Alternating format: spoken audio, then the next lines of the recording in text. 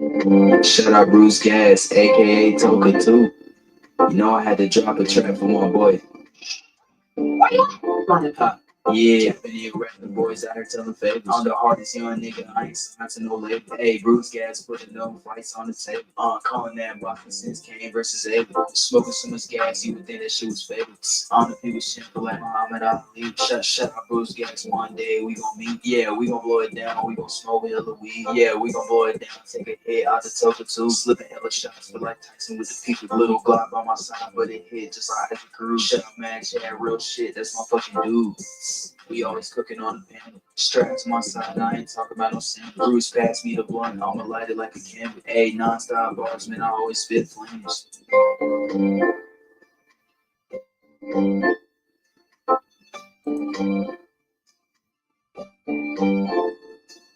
Feel like Bruce Gas always got a different strain. Bitch, you ain't like me, you can never feel my pain. You win and you lose, well, this a fight game. Don't beef on the net and the shit won't change. Said that on the string, gotta do it for the game. Said that on the string, gotta do it for the check.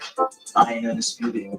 Yeah, hold on, I ain't undisputed, but I want all the straps. I ain't undisputed. Yeah. That's my theme song from my brother 150. Haven't seen him in a while. But thank you for that intro music.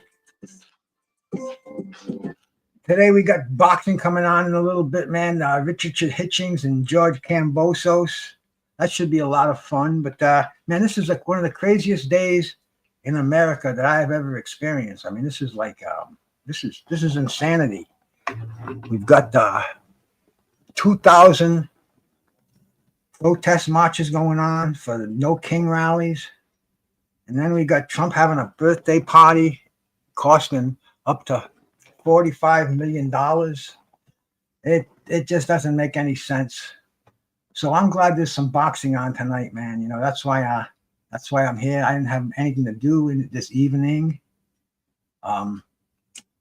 Strikeout came back on, my favorite streaming service. It was down for a couple of weeks, and it's back on again. And it's coming in crystal clear. My brother Justin James, salute my man.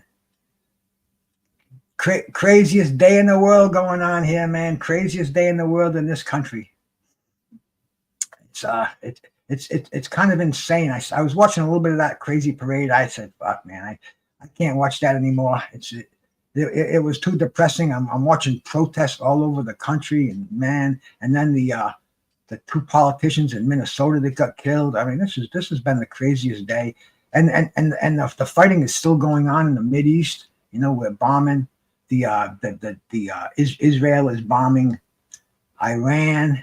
Iran's returning the favor. It's nuts. It's wild times out there, man. That's why I'm glad I'm done with that. I want to kick back. I'm going to hit the Toka 2, watch these fights, and hope somebody comes in here and watches them with me. If not, hey man, my dog is going crazy tonight. He's out of his mind. He's growling at the old lady. He's trying to bite everybody. He calmed down though. He calmed down now though. Hey Vaughn, salute to you, brother. Salute. Isn't it, huh, man? Isn't it fucking nuts, bro? In my 70 years of walking this earth, I have never seen it so insane. I have never seen it so insane. But you know the thing, man? Anybody who put this clown in the White House, you should have known better. There's nothing we can do about it. We can protest till our feet fall off. But he's stuck. We got him for 4 more years. And all you can do is vote next year. They'll have the House elections, man. See if you can get a more moderate Congress, a more moderate Senate in there. It's crazy, man. The military parades are in goose stepping. I mean, this dude wants to be like Pol Pot. He wants to be like Putin. You know, he wants to be like Kim. He's out of his mind. It's unbelievable. All that money, and they're laying off military people. They're laying off veterans. There's homeless veterans. It's insanity out there, man. It is insanity out there. Let me see what I'm smoking on right now. I'm cleaning out my tray, doing a few hits right here. I haven't gotten very high today. It hasn't. I don't know. I was trying to watch some YouTube stuff. I mean, just a lot of YouTube bullshit that I don't even watch anymore. You know, we had a good show today, man. my man Fannin. I watched Fanon. I guess it's Fanon, Fanon, whatever you want to call him. He was showing Tommy Hearns fights. He was showing Duran fights. He was showing all kind of classics, and he's showing Hearns reel, and he's showing Hearns fighting James Black Gold Schuler, and he didn't know who James Black Gold Schuler was. He couldn't recognize him. We're going back, 40 years. You know, to me that's like yesterday, but to a lot of these cats, they don't know what 40 years ago was like.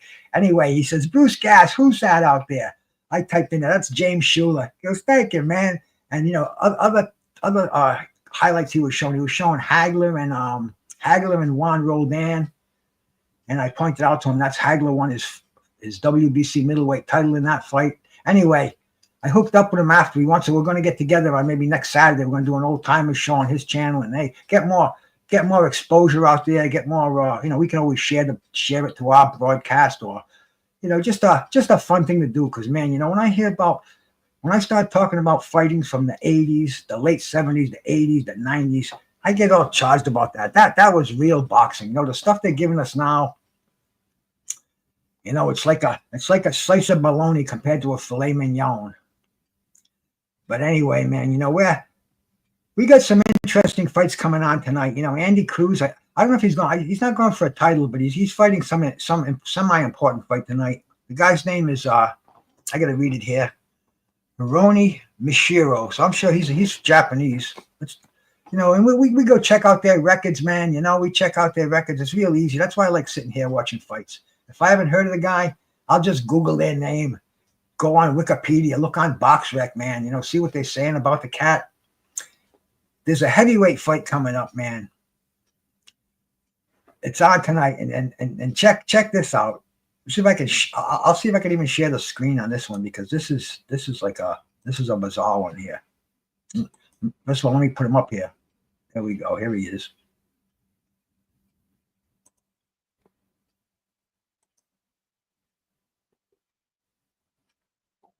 Okay.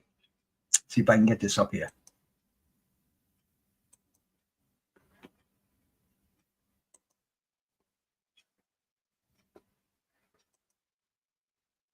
Look at this dude. Termona. He's a heavyweight. He looks like Bruiser Brody. He's 7-0, 7 knockouts. He's from Australia, or living in Australia. I think he's originally from we'll have to check it out. Let me go look at his let's see if I can figure out how to do this with keeping this intact here. Boom. Go down here. All right, man. Yeah. I'm looking at his record, man. He's from Australia. This is a crazy Australian bushman. This dude is 6'6". I don't know what his weight is. He's a heavyweight. He's 7-0 with 7 knockouts. I've never heard of him. I've never seen him. Termona. And he's fighting in on the undercard, which is coming up now. Yeah, huh?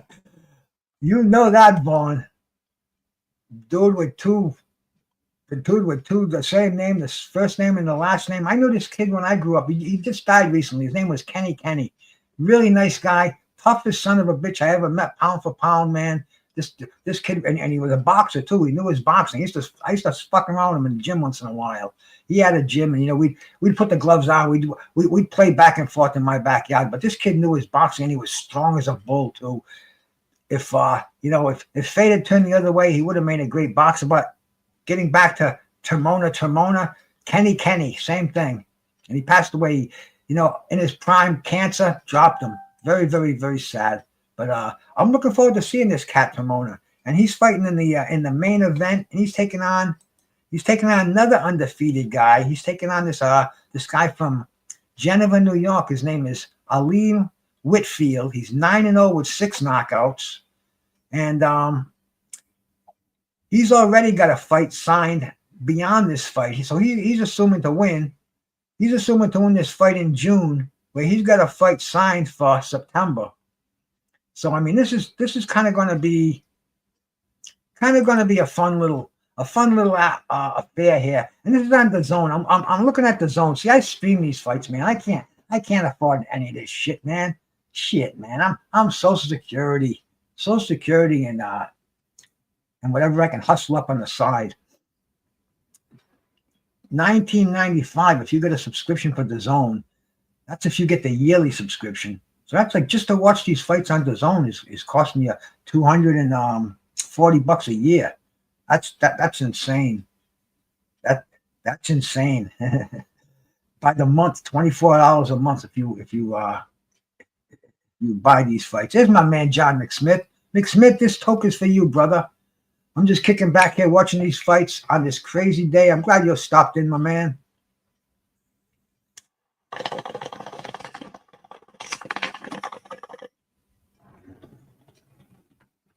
Right now, man, I got to pull up Bud here. I got my choice of, I got Gorilla Glue number 4. I got Rainbow Runts. And I've got Super Boof. Maybe about a quarter ounce of each one. All very, very fine smokes. It's funny. You know how crazy today was? It's actually 9/11 right now.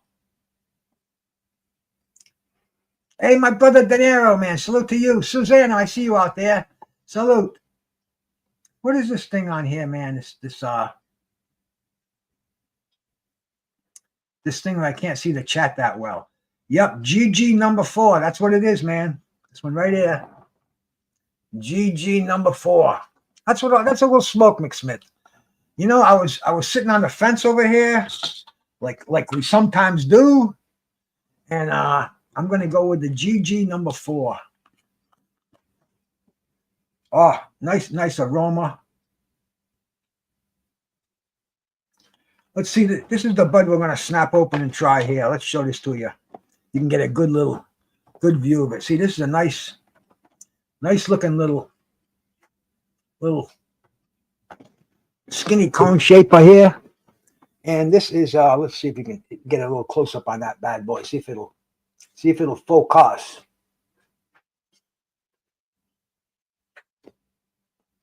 Come on.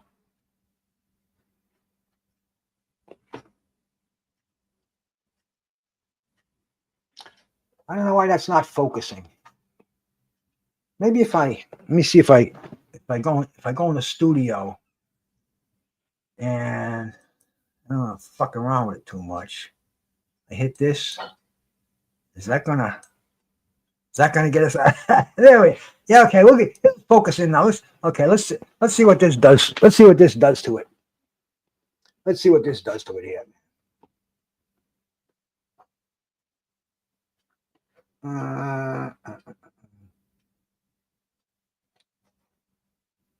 But anyway, this is the bud I am going to be smoking. Oh, there we go. Now it's all focused in nicely. And you can see the goodness in there. You can see the fine brown hairs. It's extremely fresh. Like, let me see if I can show you how it's got passes the sticky contest.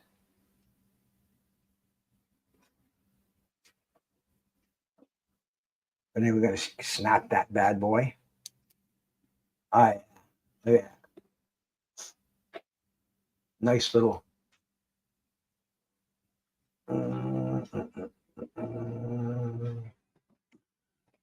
But we will throw that in the grinder.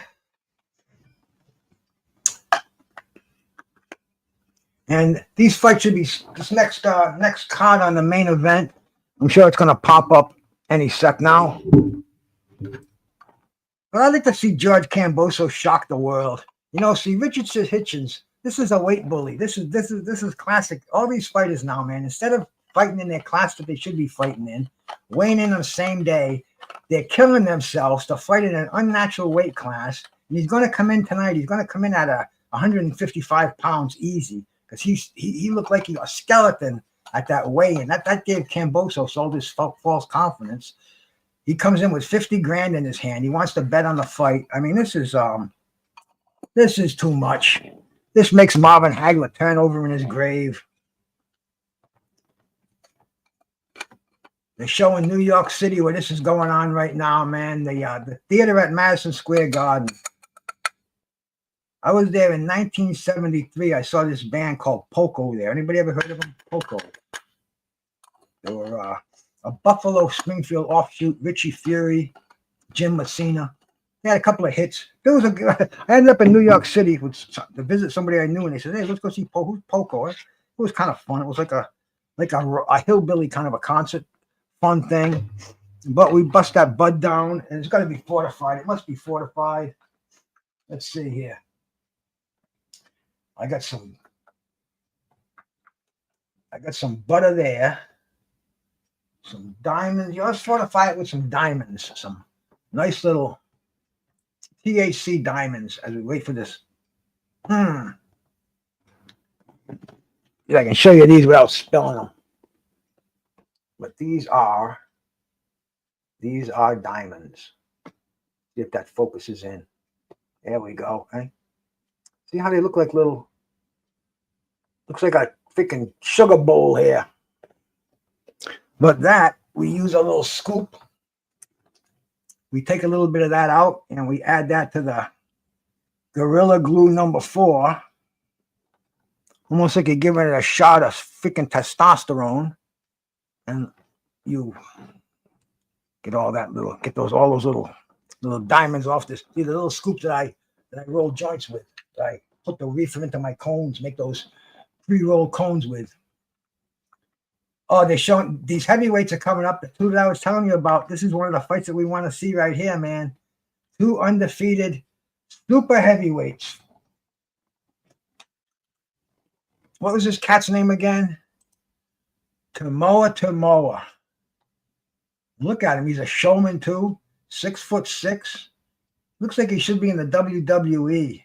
Kind of looks like the Barbarian, maybe Bruiser Brody, a little bit of that. Maybe you got some of the wild Samoans in him. Yeah, he's from Australia. He's definitely from the Outback. So this dude is definitely part wild Samoan.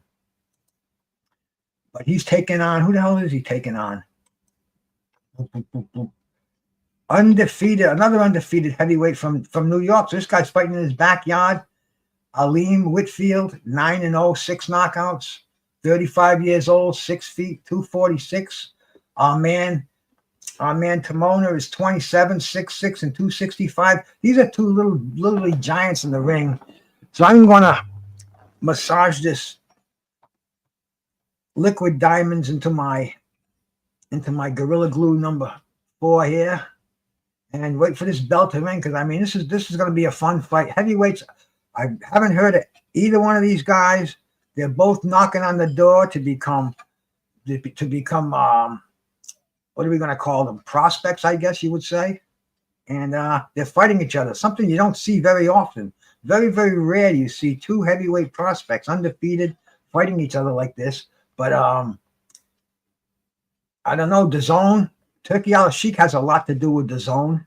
He doesn't like people running around. Low Clarity, my brother. Salute, bro. Thank you for stopping by, my man. I am hitting on the old Toka too. I got a fine array in here. I haven't smoked weed all day. It's been a very depressing day, man.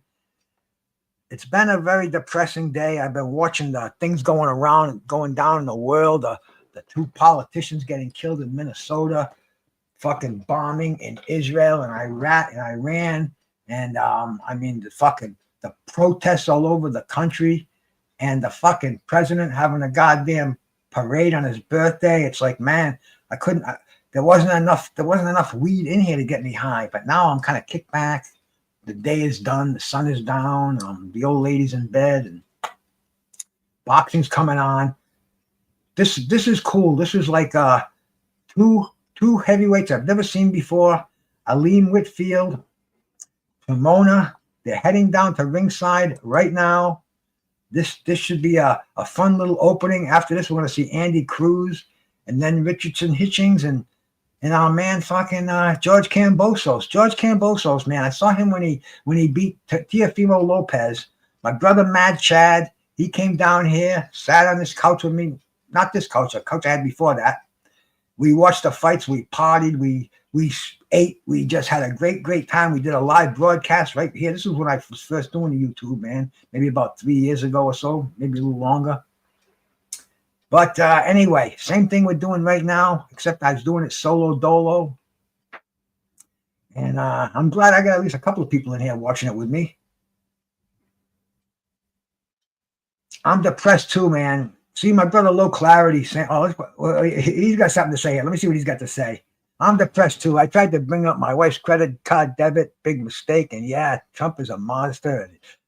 Oh, yeah. It's, it's those little personal things that they make him even bigger because we got this national stuff and the world is in a mess. And so the little things like your wife's credit card debit, your wife's credit card debt, it makes it seem all the bigger. It magnifies it. So things like that, I would recommend kind of lay off the small stuff when we're in such a catastrophic times. We really have to be vigilant and we have to be together on a personal level. Throwing that aside, let's get back to boxing. And here we go, man. Here we go. Heavyweight action. We got fucking almost 600 pounds of freaking manhood in this ring. 2 undefeated heavyweights. You don't see it too often. They're letting us know who the judges are. The theater at Madison Square Garden.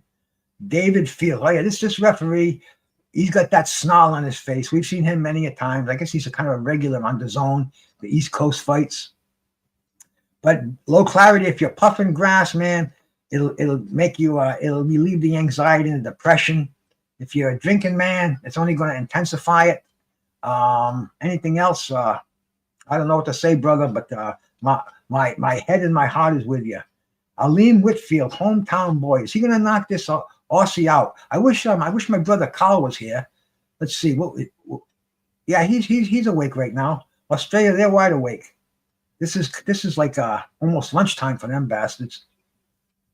So here we go, man. Heavyweight action. Live from New York City. So a toke for these cats.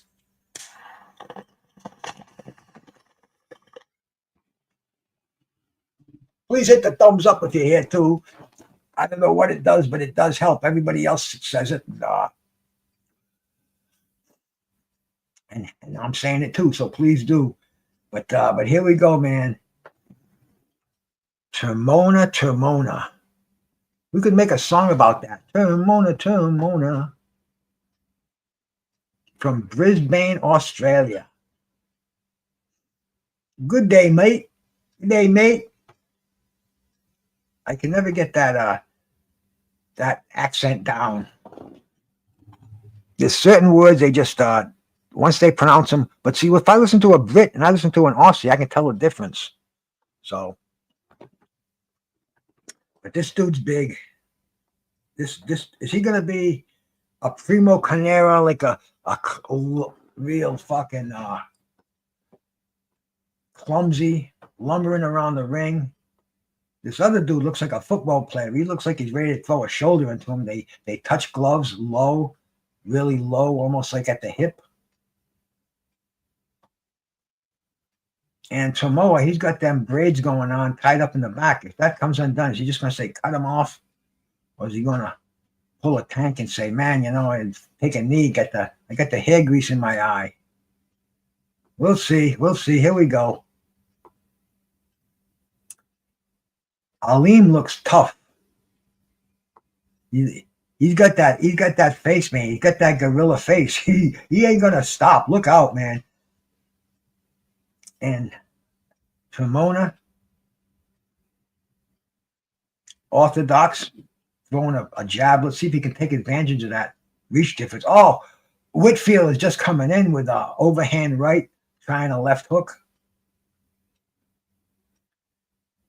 Now he's on his back foot. Oh, but he's trying to trap him in. See, these guys, they both want to land big right hands. And I got a feeling one of them is going to land it. Whitfield's complaining he got hit behind the head. We see what happens.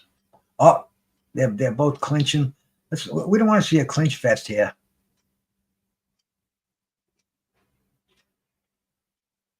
I mean, both of these guys, extremely high knockout ratios.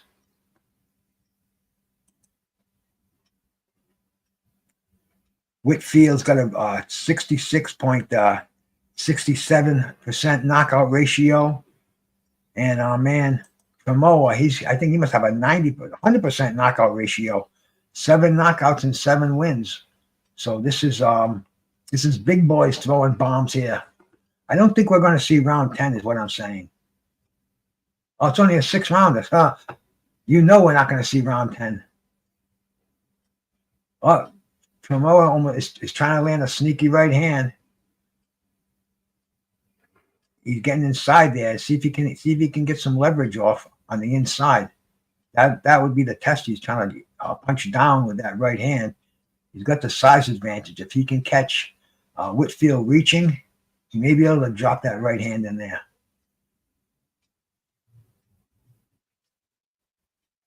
Oh, he just threw a nice straight right hand. Whitfield is holding on. And Whitfield is he is the older fighter. Whitfield is 35 years old, and Tremona is 27 years old. So, Tremona's got him in the corner. That's it. Fight's over. Beating him down. Referee stopping the fight. A beat down. You're going to hear a little bit more about Tremona. He just came to the U.S., man. I mean, this is one of these young kids. Put him up against some of these fighters. He came, he saw, and he conquered. He took on a undefeated heavyweight, and he's gotten exposure now, New York City exposure. People want to see more of this guy. A freaking 6'6" freak, man. Of course we're going to want to see this guy. And who's this other, what was his name, who got knocked out last week from Australia? The heavyweight. I'm so bad with names, I can't remember the fight. It was just last week. Wardley knocked him out. What was his name? Was it Atuma? No, it wasn't Atuma. Atuma's Moses Atuma. I'll think of it. It's in my brain, and if I start just talking and going, it'll come out shortly. But anyway, he probably moved ahead in the Australian heavyweight rankings after this victory. It's in fact, I will remember the dude's name. His name was Justice Hooney. Hooney was the Australian champion, and this dude Samoa is ranked number 3, and I'm sure he's going to be ranked after Hooney got knocked out last time. But Hooney is actually a tremendous boxer, and this is why you're not going to see Wardley rematch him, because that's just he'll get outboxed again, and this time he'll avoid that big right hand. So him and Hooney and Tremona, a local Australian fight. That would be that would catch the Willoughby watching that fight. So we just saw our man Tremoa. That was kind of an interest in the evening's festivities. Got off to a nice beginning here. Our next fighter, I believe, is going to be Andy Cruz. But no, because they got to have more fights, man. They have to keep this thing going. It says the main event's not going to start till 11:30, and it is only 9:30. So you're looking like you got to have at least 2 fights before Cruz comes on. But yeah, the Samoa, once he got him hurt, man, he chopped him down, chopped him like a tree. He had the leverage in the punches. Let's see what it started. It started with an uppercut. He got a right uppercut in there, and that put old boy on his back heels, and Samoa just came out for the win. He's strutting his stuff in the ring.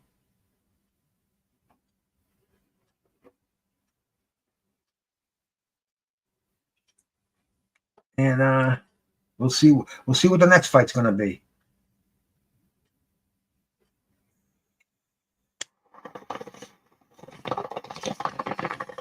Get a little altitude going on in here.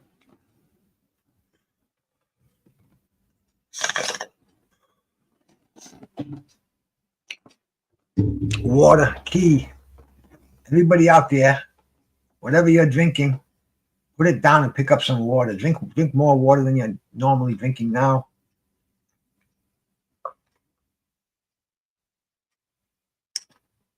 Keeps those kidneys flushed. Cleanses the liver. Hits every major organ in your body. Keeps the skin hydrated. The best thing you can drink.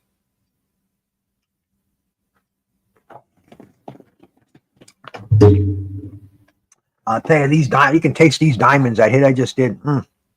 The Gorilla Glue fortified little blend I have here to enjoy till the main event comes on. I don't know if that's going to last until the main event comes on, but they usually do. I got this unique way of planning these things where they usually last about the right time. Now we've got cameras going on in the ring.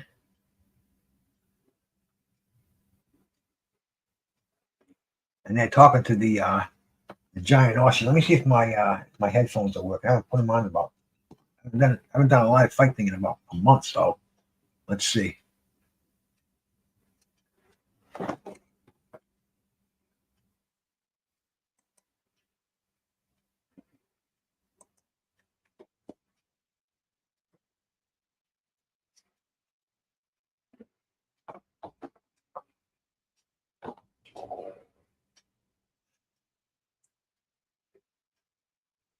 This dude is showing his gratitude for fighting in New York.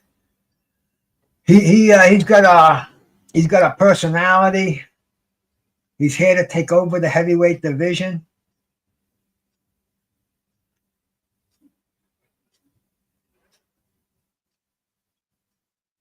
But I'm going to follow this cat. I like this guy.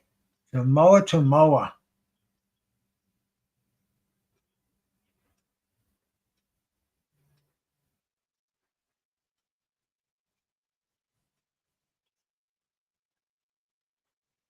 This dude is let's check out his amateur record, and he says he's been in with the best of the world as an amateur. And let's see how many amateur fights he's had. Well, BoxRec's only got 16-7. Jalilov, he's been in the ring with him.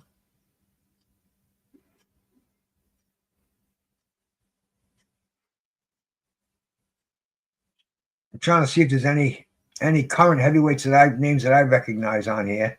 Jalilov twice. Referee stopped contest in one of the fights. But Jalilov, he had like 200 amateur fights.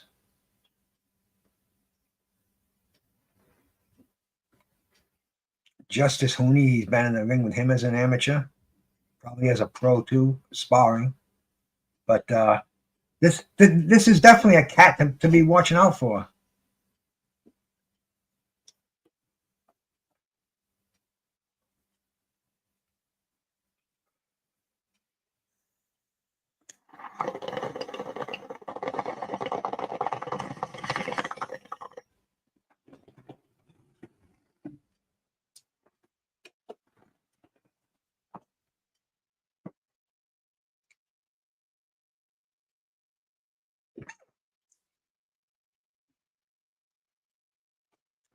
Eddie Hearn is real happy.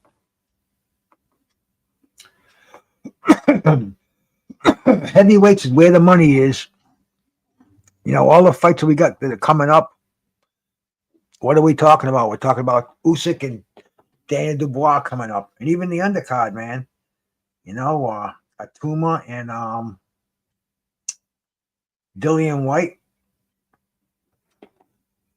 Give Dillian White another fight. Keep him active. Give Atuma another fight. Keep him active. You know, you don't want to rush him too much, but he's got that #1 ranking by the WBO, and if he wants to keep that, he's got to defend that against decent competition, or give it up. So they're definitely. This was a first round knockout. They're dragging out some time. Let's see if they've already got this if they've already got it registered over on the in his record on BoxRec. I'm sure they do because they're really fast there. Yep. Aleem Whitfield, TKO 1, Madison Square Garden. It's got the reps in here. I mean, and this dude's got like he's been a pro since 2020, and he's never gone past the second round.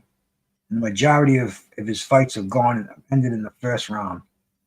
So he earned his first stars on the algorithm. He's ranked number 77 in the world at heavyweight. We're definitely going to be hearing about this guy, whether he wins or loses. This is a personality, and personalities at heavyweight. That's, I mean, you could go right through the division and you can find them.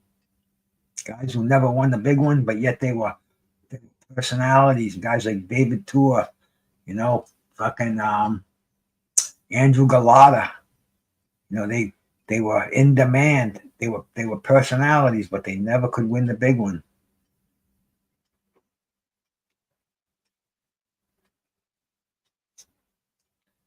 Showing some of the fights that are upcoming fights. And what do we have on the upcoming fights here too, man? I haven't really looked a lot at them. Let's see what we got for next week and shit.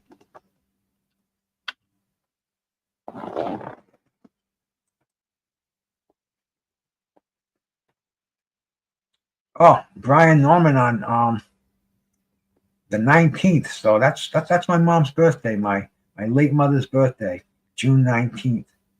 And that's Thursday. So would that be Wednesday night? That's Japan Thursday. I gotta find out what the time zone is. We can ask him out pretty easily on that one. He's taking Jim Sasaki, highly ranked welterweight. Brian Norman Jr., a true welterweight. Because like I said earlier, man, these guys who starve themselves to make unnatural weight a day before the fight and then get to rehydrate and blow up to what they should be and even higher, it's not good for boxing. It's not a good look. You can look at some of the big fights where whatever the case, but the big guy just beat up the little guy.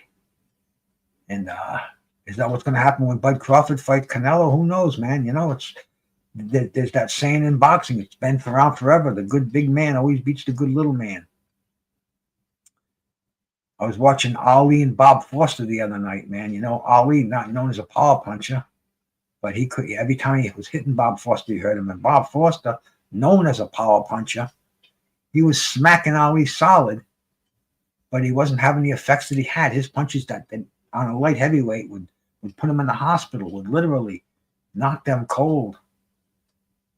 But they just didn't have the same effect. So we're going to see. It's going to be an interesting fight. That's why they settle it in the ring. That's why they don't settle it in chat rooms. But that's Thursday. And then Saturday, what do we got, man? Jihad Tucker. Oh, we got fights coming on at the Prudential in Newark, New Jersey. Vito Melanicki, man. Vito, I think he's from New Jersey. Middleweight. I'm pretty sure Vito's still undefeated, man. Him and Joey Spencer were the two white cats from Top Rank. But as we all know, Spencer got beat. But I don't know if Vito Melanicki has. Let me take a quick scan at his record. Yeah, he got beat. Who did he get beat by? Earlier in his career, by James Martin. But he was on the comeback. He was undefeated. He had a draw with Connor Coyle in his last fight. So he's coming off a draw. And that was at Madison Square Garden. That was at this arena that these cats are fighting in right now. So we have everybody in boxing, they all cross paths. And he's fighting next week. He's fighting at the Prudential Center. I think he's co-headlining the card.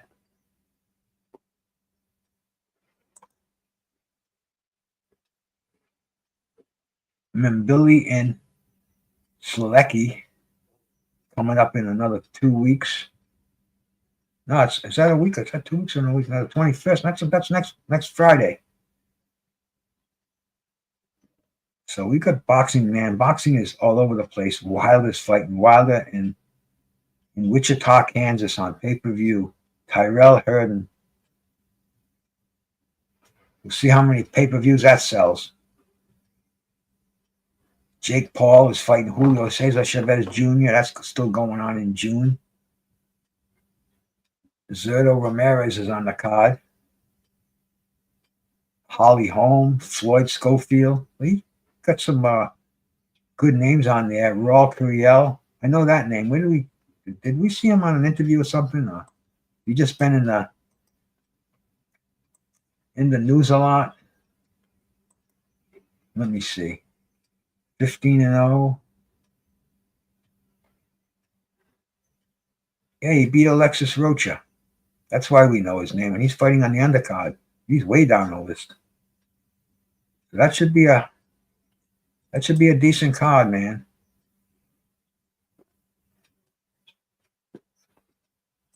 And these are all coming up in June. So June is going to be chock for the rest of the month. It's going to be boxing, boxing, and boxing. So we are definitely a lot of these names aren't going to draw you to the tube, but we'll be putting the air conditioners in the window soon. It's going to be too hot to be walking around here anyway, man. So I'm going to enjoy this. There's going to be a lot of boxing coming on here. We went through a bit of a dry spell a couple of weekends ago without boxing. Now you're going to have the 3 screens in front of you. If you're crazy enough, if you're like my buddy L Dub.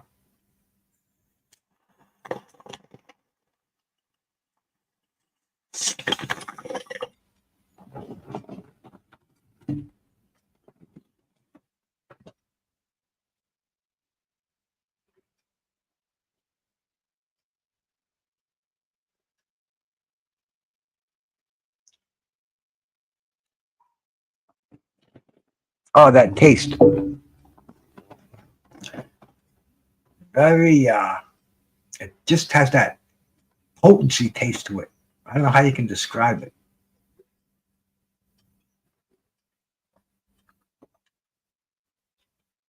It's not on that sweet side, not sweet or fruity.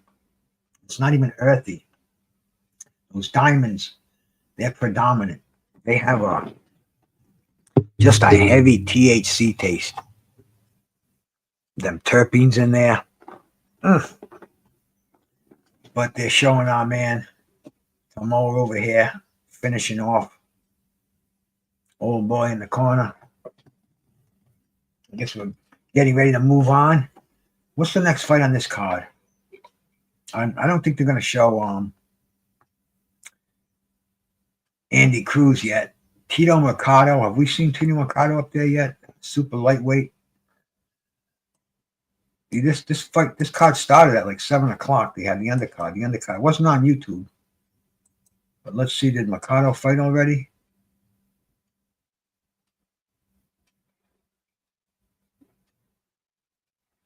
I don't think so.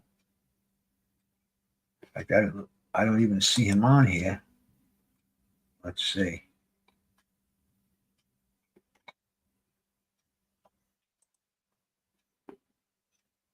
See, Jonathan Montrell, his opponent.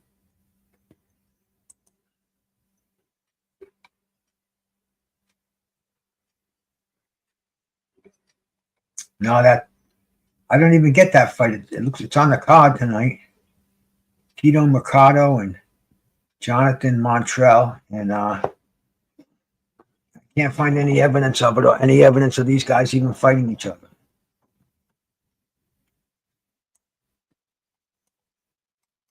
Let's go to like no,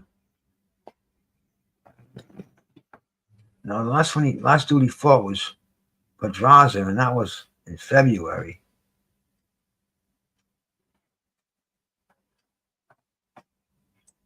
Let's look at his Tapology page. Canceled. Okay, man, the bout was canceled. Now we see a little bit of investigating here, but why was it canceled? So are they going to shorten the card now? Are we going to go to the Andy Cruz fight?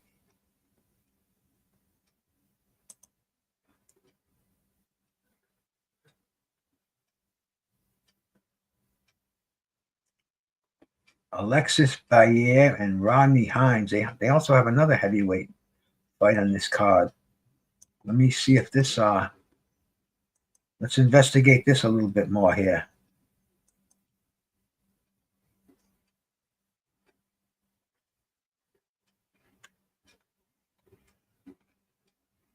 I'm looking at the schedule on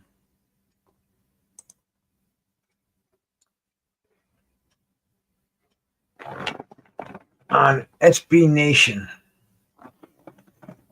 I'm looking at their schedule, and they got names on this card that they have scheduled on here tonight at the theater at Madison Square Garden.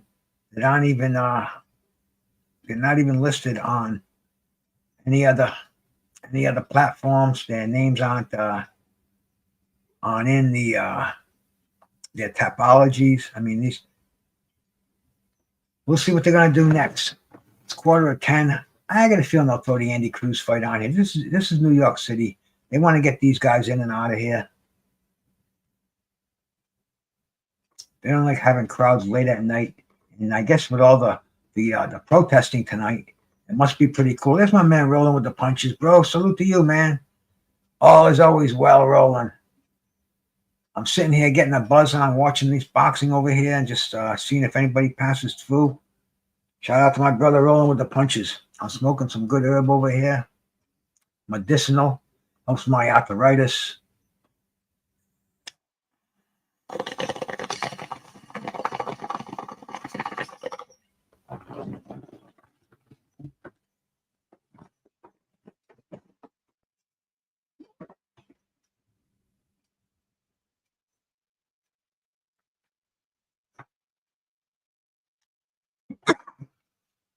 I think this other dude, I think Hitchins is going to come in heavy. I think he's going to be bigger, and I think he's going to bully him around.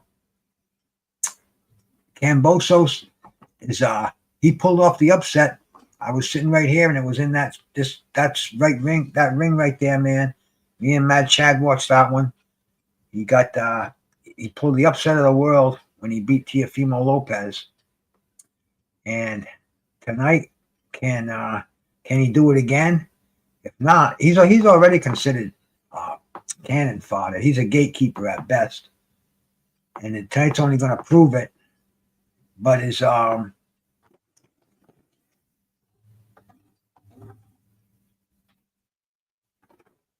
Richard Hutchinson, the real thing over here. Richardson Hutchings. Another guy he's like Tamoa. He's got the two last names. They could be first names, but a little bit different. But hey, I love upsets. Kambosos, he could do it. If not, he's going to go back to Australia, get Carl in the gym, train his daughters to do some boxing when they grow up, and he'll keep the legacy going. But as far as him beating Hitchins tonight, I don't think so. I think Hitchins is going to be too big. He'll be all hydrated up. He'll be like a freaking junior middleweight. It's Andy Cruz. Now, Andy Cruz, isn't this dude he's fighting? Hironi Mashiro. Doesn't he have some kind of a high rating somewhere?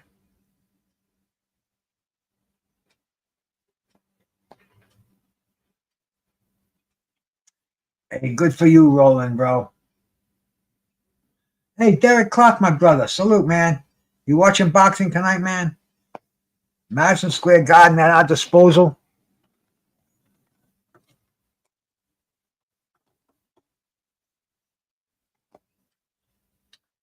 They're dragging this out because they really want to make sure the West Coast people on the West Coast get to watch it.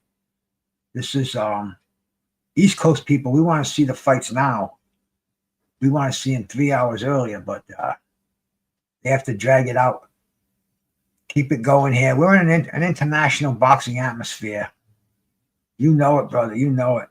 Like Turkey Al-Sheikh, when he mentioned he doesn't want any runners anymore. I thought that was cool, bro. Different promoters want different things. He didn't say boxers can't run anymore. Boxers can't be defensive boxers. He just said on my shows, I don't want any more runners because see, my personal thoughts on that is his last card that he had, he paid unbelievable amount of money to Canelo Alvarez to fight in there at 6 o'clock in the morning, their time, so we could see it prime time, our time. So Canelo Alvarez put on a shit show. The people in Saudi Arabia who sat ringside at 6 o'clock in the morning looked at Turkey and said, "Hey, Turkey, no more of this, man. You told us this was going to be Canelo Alvarez boxing. You chasing this guy around the ring all night." They're sitting there drinking their espresso, trying to wake up. So, hey, Daniel Berry, man, salute to you, bro. Thanks for stopping by. So, in my opinion, he was kind of bullied into making that statement. He doesn't want any more runners on his cards. That's cool, man. You keep your cards just the way you want them, as long as you got the best fighting the best. And he sent the little elbow out to Shakur, and Shakur even said it himself. Okay, you're not going to see no more runners. You know, maybe Shakur says, "Hey, I can do what I want to do. I can be a great boxer, but the fans out there, they want to pay money to see people that punch, people that hurt people with their punches, people that take chances.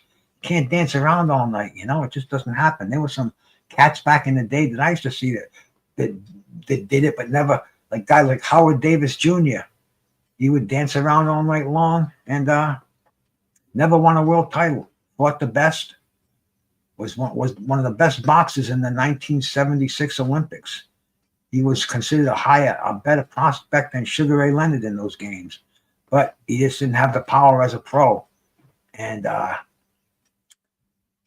Turkey Al-Sheikh, I don't think he would have hired Howard Davis Jr. to come back. He definitely, he just laying it on the line. That's the way he feels about it. So I can dig it.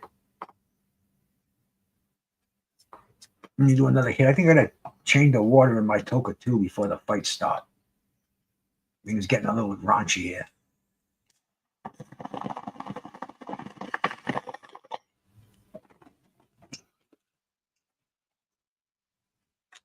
Start with the sport. In my opinion, top 5 pound matchup, a great card. Yeah.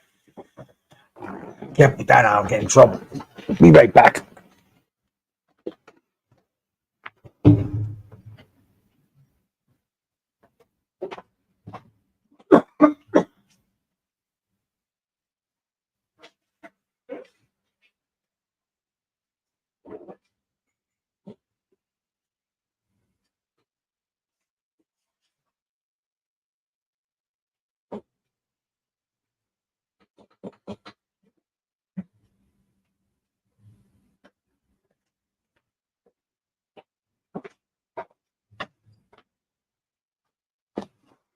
Here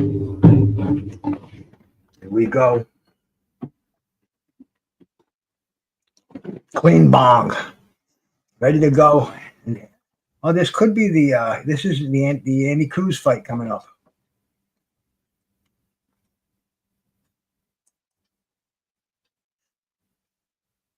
Hironi Mashiro, 17-1-1, only 6 knockouts. Let's see if he's fought anybody that all his fights have been in Japan, one in Ichon, one in Newcastle. But all his fights have been no fights in America. This is his first time in America, and he comes on and he takes on the buzzsaw, Andy Cruz. Best viewers on Boostgram. See, I broadcast I do a broadcast on Twitch too. So this is what somebody in Twitch said this. Best viewers on Boostgram are you? Okay.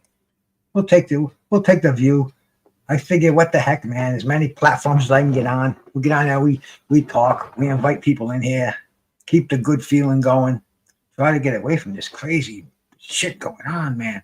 Hey Roland, was there any, well, I'm sure there was, but was there any big protests in your neck of the woods, as they say? They had 4 of them in Rhode Island that I know of. The one that was, they had one in a couple of towns over, but it was from noontime to 1, real early. Early for a Saturday morning anyway. But a crazy day. Let's end it with some decent boxing. Let's see an upset, man. Let's see. Maybe even not an upset. Just let's see a good fight. Let's see Kambosos do something crazy like he did damn, that was 3 years ago, wasn't it? When he upset Tiafimo. Seemed like it was a long time ago, but I guess 3 years is a long time. I mean, with me, I was in finance today, and he's showing these classic old fights. I'm watching. He's showing the career of Thomas Hearns, and he's showing fights from back in the '80s, and I'm thinking, oh, that wasn't that long ago, because nobody in there knew who Hearns was fighting, and I'm like, you guys don't know that, and I'm thinking, damn, that was a long time ago. Damn, I'm old. But anyway, we're still keeping with it. We're still watching fights tonight as they're happening in little mini Madison Square Garden, the Felt Forum. I got my main man, David Diamante. He owns a bar in New York City, man. They had an event there not long ago. I'm sure there's always fighters in there all the time.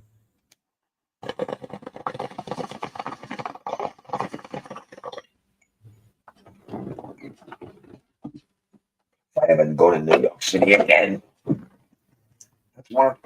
See, this is the voice of Robert F. Kennedy. This is how he smokes. He's like, he takes a joint and he's talking, trying to hold it in.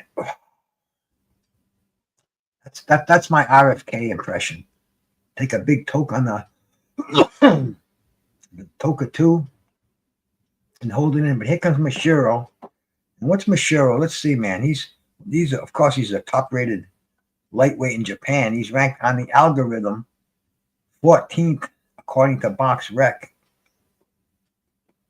Let's check and see if he's got what he's ranked in the WBO, IBF, WBA. Let's check with the WBC first of all.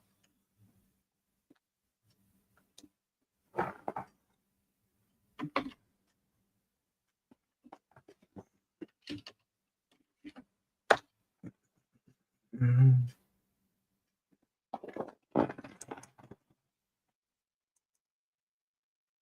He's bouncing in the ring though. He's waiting for Randy Cruz to come in the ring. Let me see if find his rating in here. No, that's not the WBC page. Close that one down. I got about a ton of windows open on this damn thing here. Still got Alex Bailly. We were looking for Jonathan Montreal. I don't remember what I was looking at him for. But there goes Andy in the ring, man. Undefeated. He's only 5-0. This is his 6th fight. And they're talking a world title for him. A lot could happen at 135 though. There's a lot of names on there. Not to mention the top dogs. Now, you got some pretty cool Abdullah Masons, the Lamont Roaches. You got some pretty badass fighters you got to get through before you can get to those big dogs. So, Andy Cruz has got he's got a ton of fights at his disposal.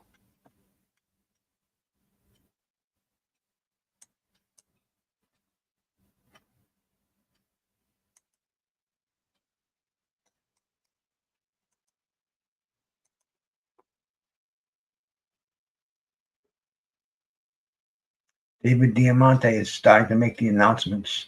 Like I said, they're dragging this one out, man. They're really dragging it out.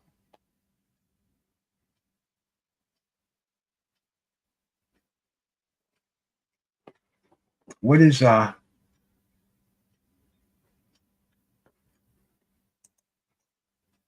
what's our boy Mishiro ranked? Let's see. He's ranked number 14 on the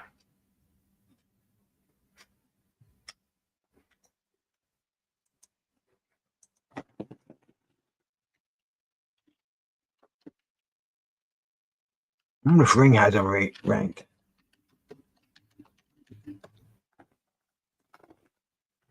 Let's see.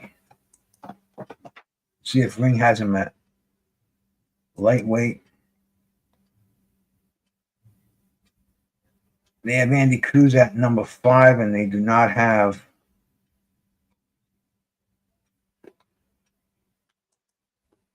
Mashiro is not ranked at all. So I don't know. I can only imagine the betting odds in here.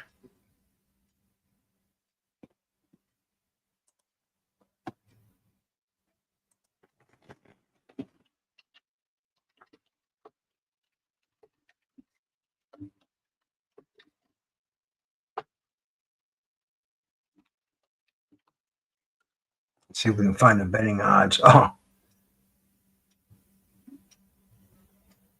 Tiro Mashuda is a plus 800. You can lay 100 down and win 800. Andy Cruz is a minus 400, minus 1400 rather. So what's a minus 1400?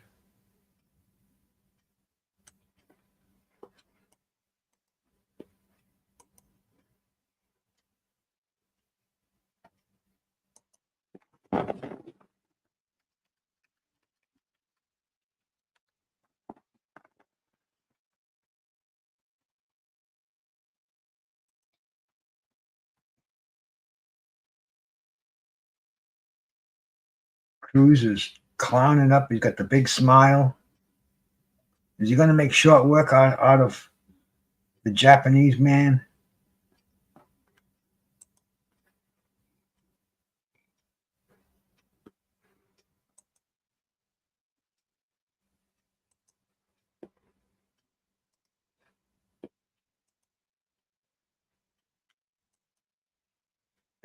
Staring each other down in the center ring.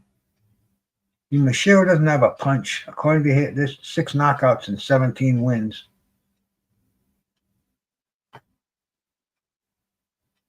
And Andy Cruz, he's got the 2 knockouts. So Andy Cruz has been going the distance in most of his career.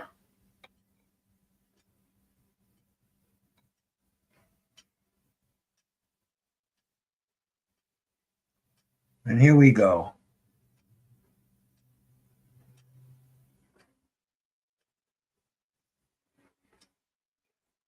Cruz wants a big name fight. He wants to look good.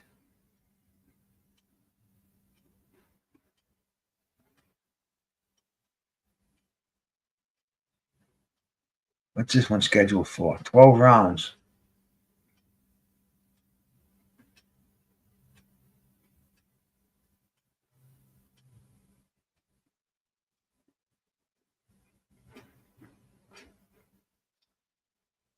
Cruz jabbing.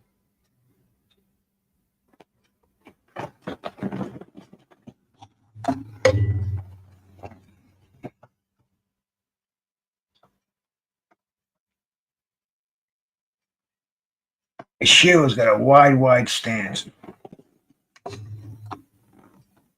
Maybe he's former kickboxer.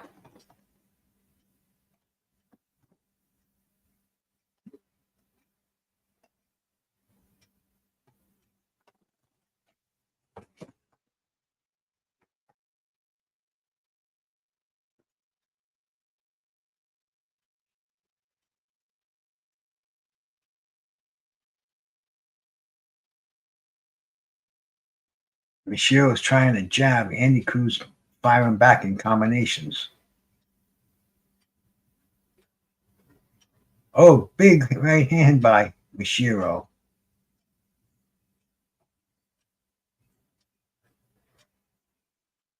He caught Andy Cruz dipping a little too low.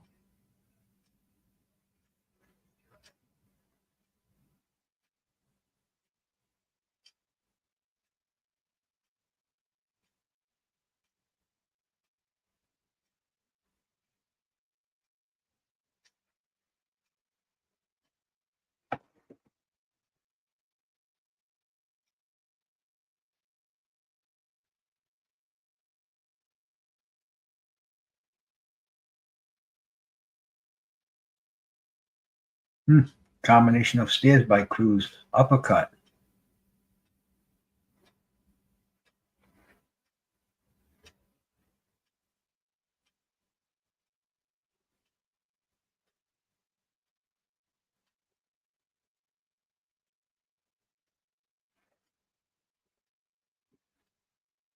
Oh, good right hand attempt by Mashiro. Cruz kind of tripped a little bit.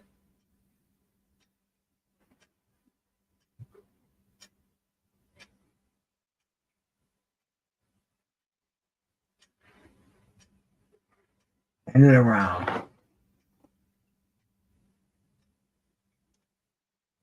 Round for Cruz right there. I don't think he wants to sit down. He shakes off the stool.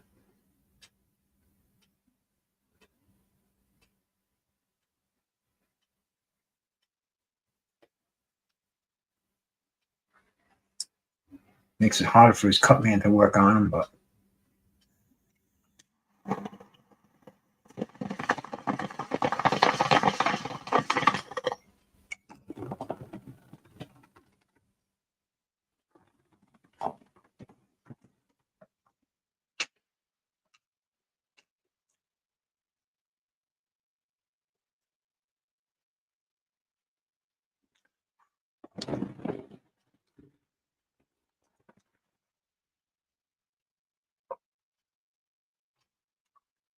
start of round 2.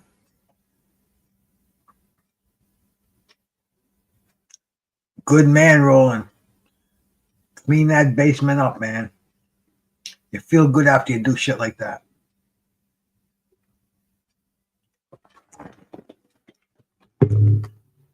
I hate doing it, but once you do it, you feel better.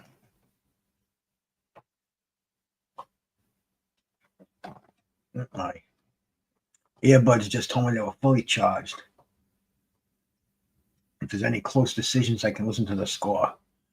Aside from that, watching in silence, kind of the best way.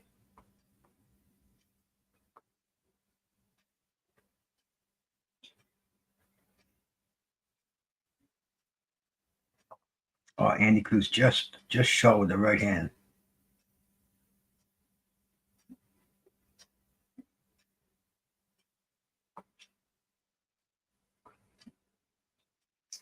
Yeah.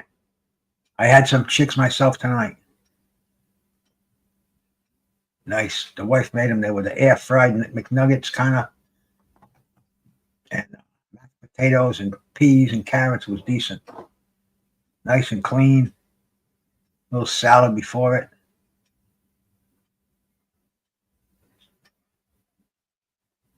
Starting to heat up a little bit here in the second round. You remember, this is a schedule for 12 rounds. Is there any title at stake? Probably. Does Cruz have any belts? I don't see it in.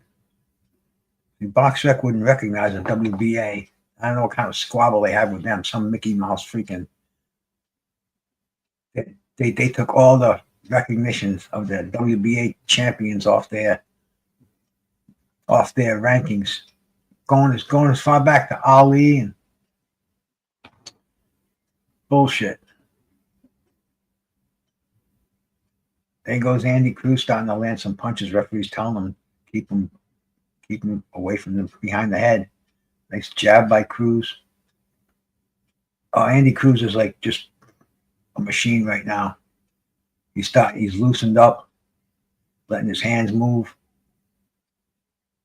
Mashiro is going to be a punching bag in front of him. Doesn't look like he has a lot of movement.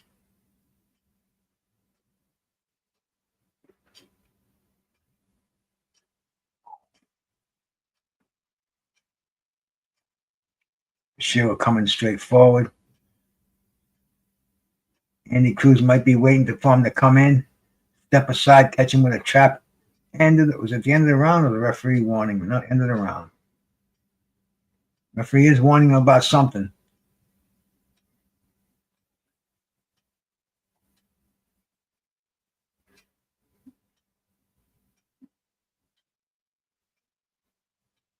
Cruz is, like I said earlier, man, he's a distance fighter. Doesn't have a lot of stoppages. It's only 35% knockout ratio. So he, most fighters, man, 6 knockouts in 17 bouts. He's not a killer. I don't think Andy's worried about that. But then on the other hand, Andy's not either. So we could be in for a long night.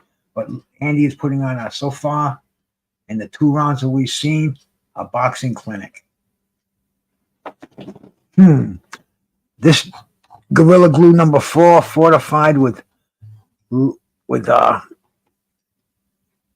raw live diamonds, is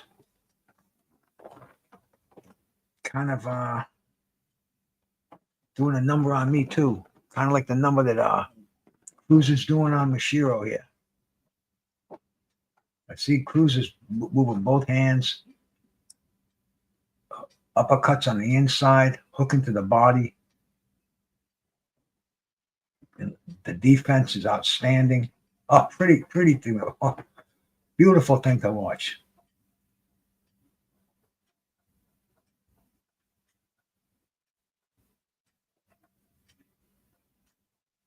I'm going to really be interested when he ups his opposition.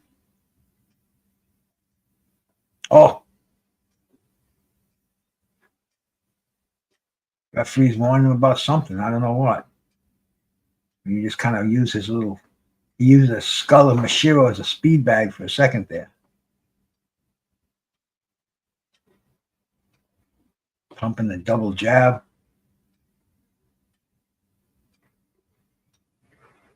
Mashiro coming back.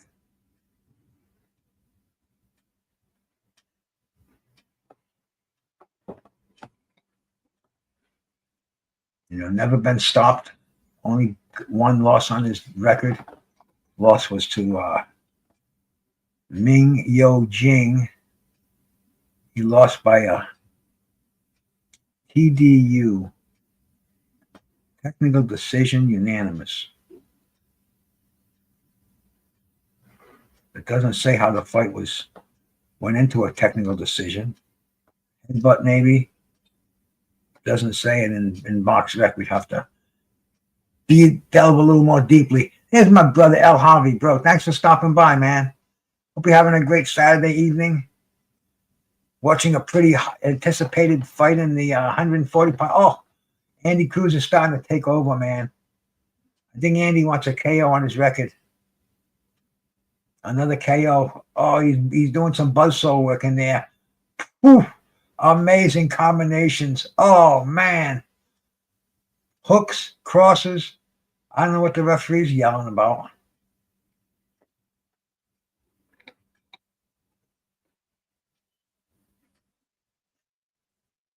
Oh, big right hands, man. Unbelievable. If Cruz had a little more power, this fight would be over. Oh, I don't know how long the referee's going to let this beating go on. That's it, man. He's down. Bloody nose. Morocho is down. How long we got to go in this round? I think Andy Cruz is just waiting for the finish. He's survived the round. Sometimes it's worse to go down at the end of the round than it is during the round because, man, you're going to walk into a buzzsaw. You got to get your head cleared within 60 seconds. So I often said sometimes I don't know if a flash knockdown earlier in the fight and getting up and just kind of dancing it off for a minute is gets you more, shakes you out of it better than just getting knocked down. See the knockdown. It was a right hand. Beautifully placed right on the jaw, put him right on the seat of his pants. Boom. 1, 2, bang. Hey, Outlaw Pugilist, salute my brother. Thanks so much for stopping by, bro. Cool shit with you and Lars tonight, my man. Great stuff, brother. Great stuff.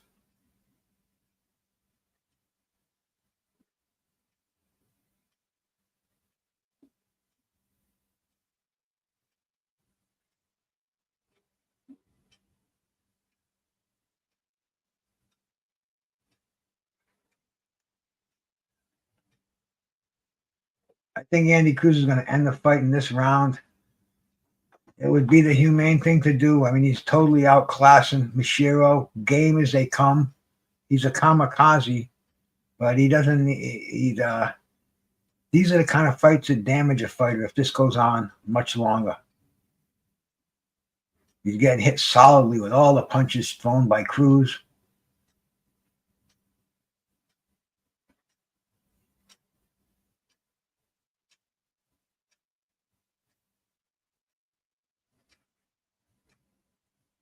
He's trying to bounce off that right hand. But every time he lets his hands go, boom, he gets counted in return. I don't know what that referee keeps telling Cruz. Hishiro's fighting off the ropes now. He's got Cruz on the ropes. He's trying to get him in the corner. See if Cruz sets a trap for him.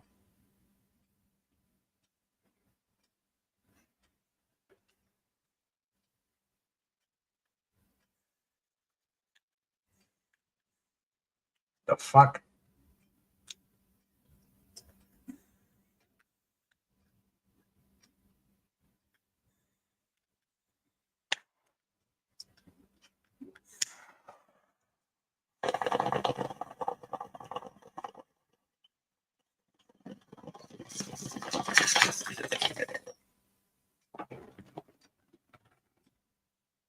No, man, you guys were a couple of gentlemen, a couple of guys who do your stuff.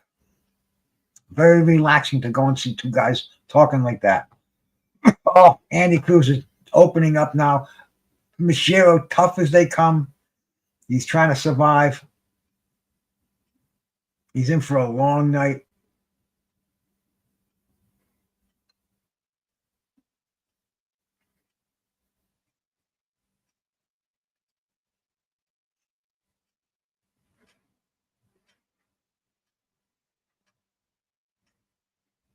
Oh, good inside whip by Mashiro. Cruz straightens him right out with a jab when they come out of when they stop busting the out. Oh, 1-2 upstairs. Put him back on his heels.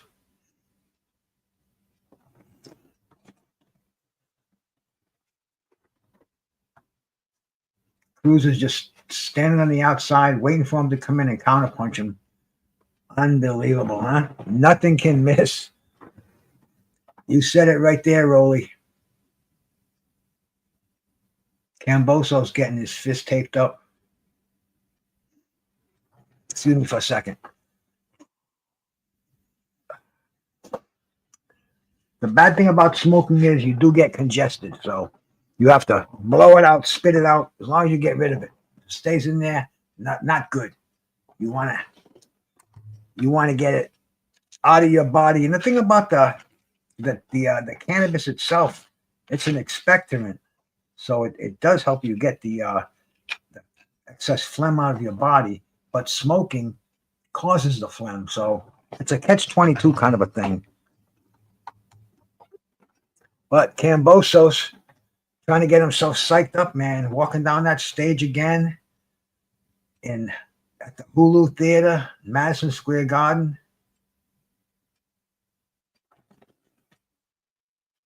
The ringside doctor taking a look at it.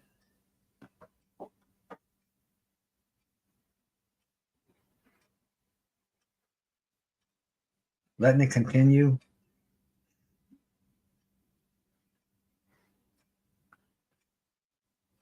We saw one the other night where the ringside doctor stopped it. I can't even remember which fight it was, but it was a good one, but it was amazing. It was a huge cut.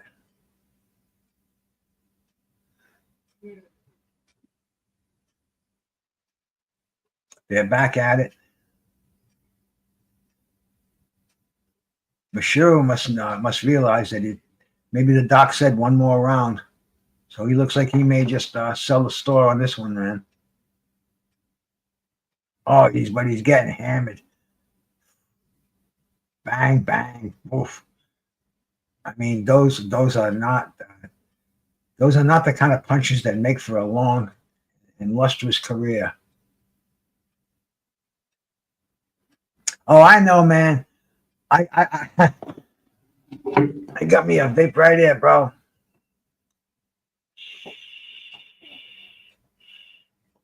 Vapes at my disposal. I also have dab rig right here. I got some gushes to dab. Referee stopped it. He didn't want to see this prolonged beating go on. We kind of knew that 2 rounds ago, man. El Harvey, bro. Salute, bro. Hope you're enjoying this one too, my man.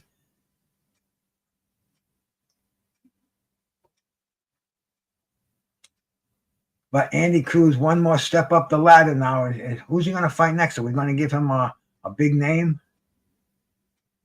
You know, DAZN has got some top of the, so it's got some top 135 pounders, right? I don't know what the way boxing goes today, man. The one thing about Turkey is he welcomes all promotions, all promoters.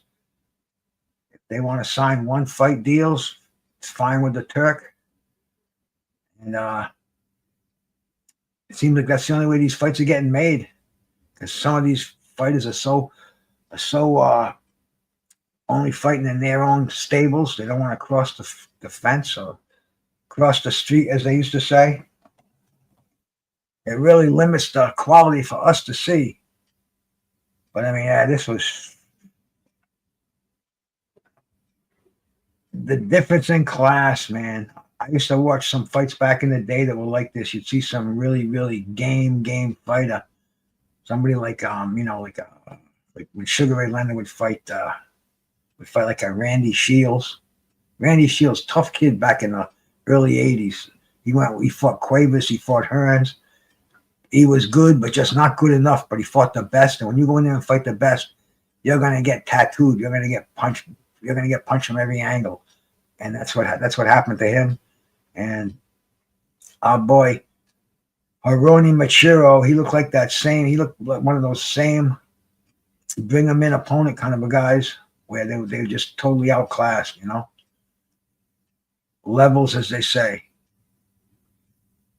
And now they're talking about another fight we're going to see shortly. They just talked about the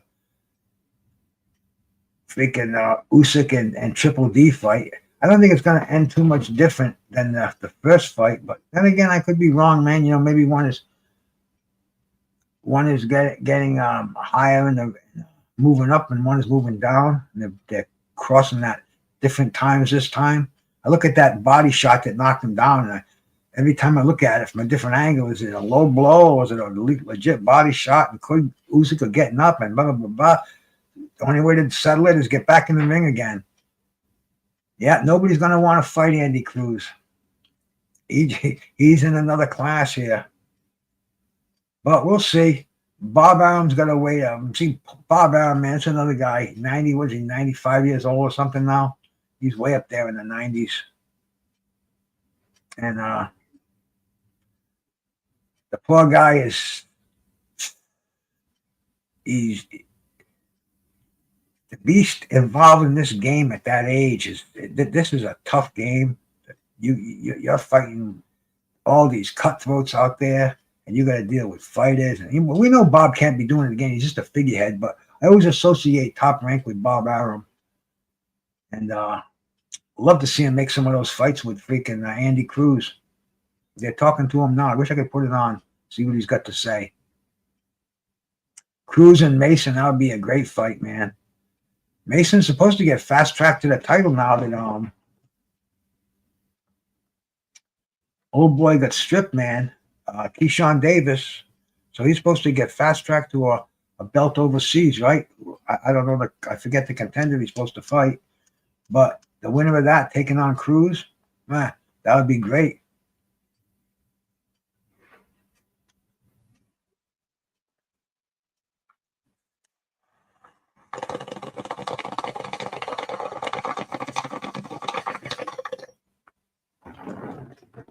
There's something about the flour. Oh, Lord.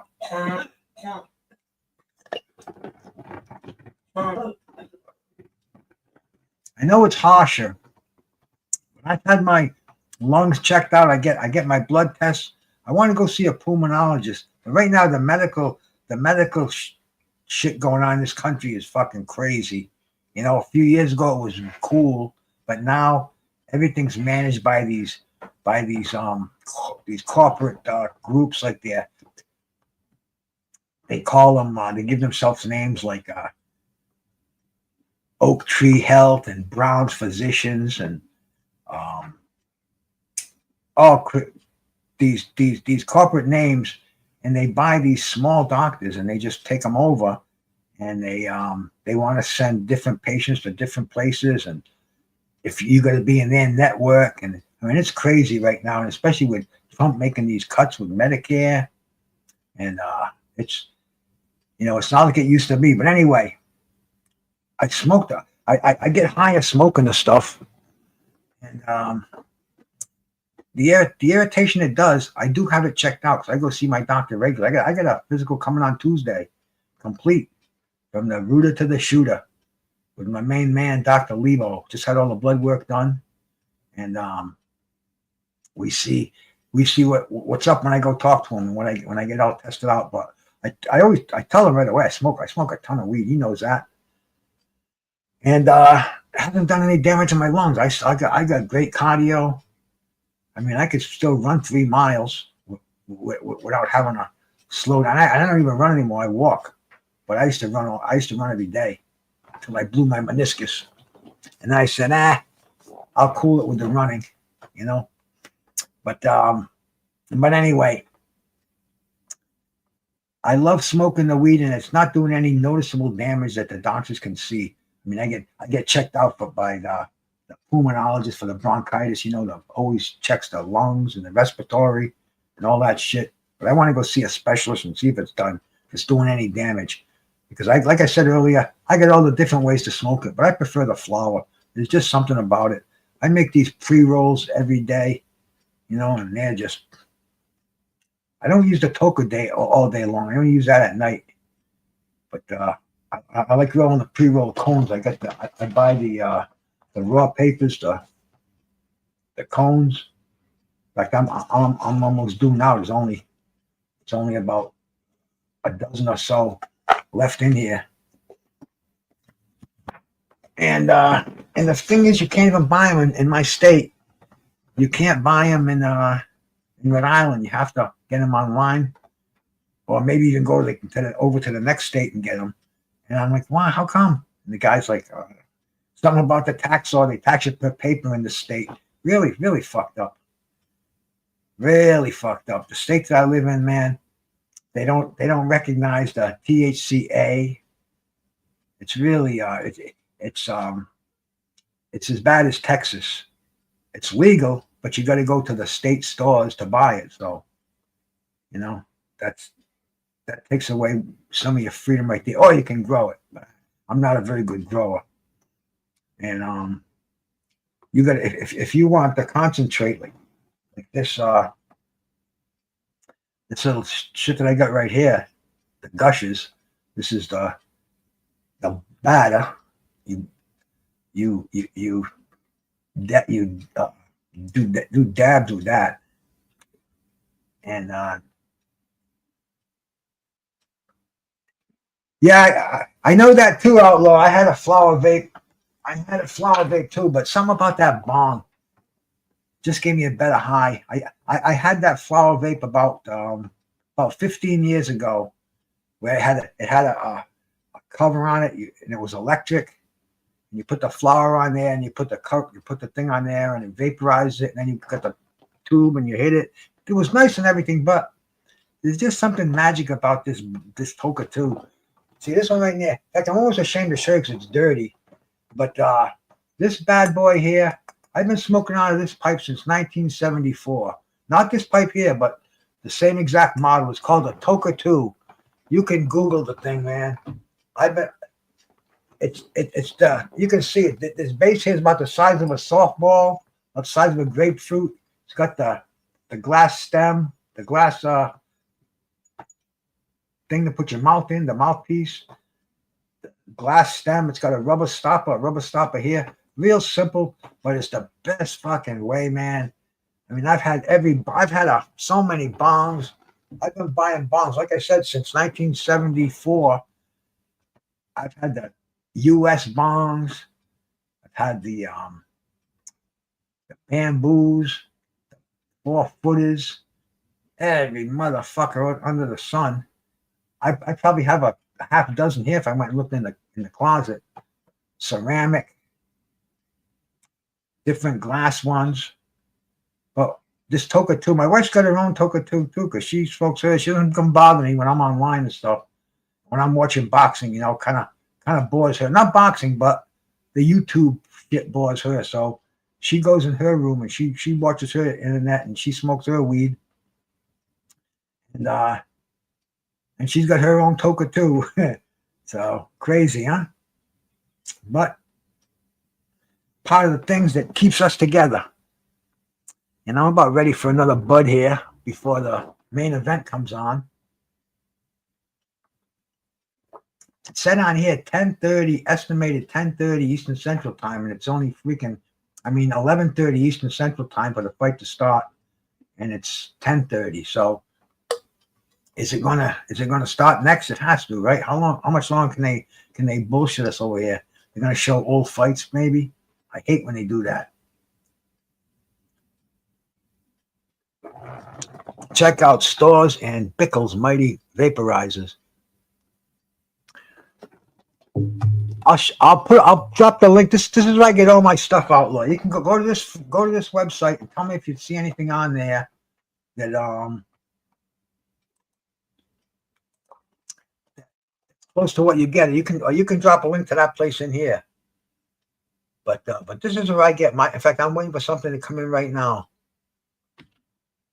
It's all it'll. They said Wednesday. UPS said Wednesday, but I know they're going to send me a thing saying it'll be here Tuesday, because I ordered it Friday and it was 3 days. And anyway, I got the wrong web page, but I found this to be the most reliable home delivery place in the country. And they don't deliver overseas though. That's the only problem. But if you see anything in there that you think would be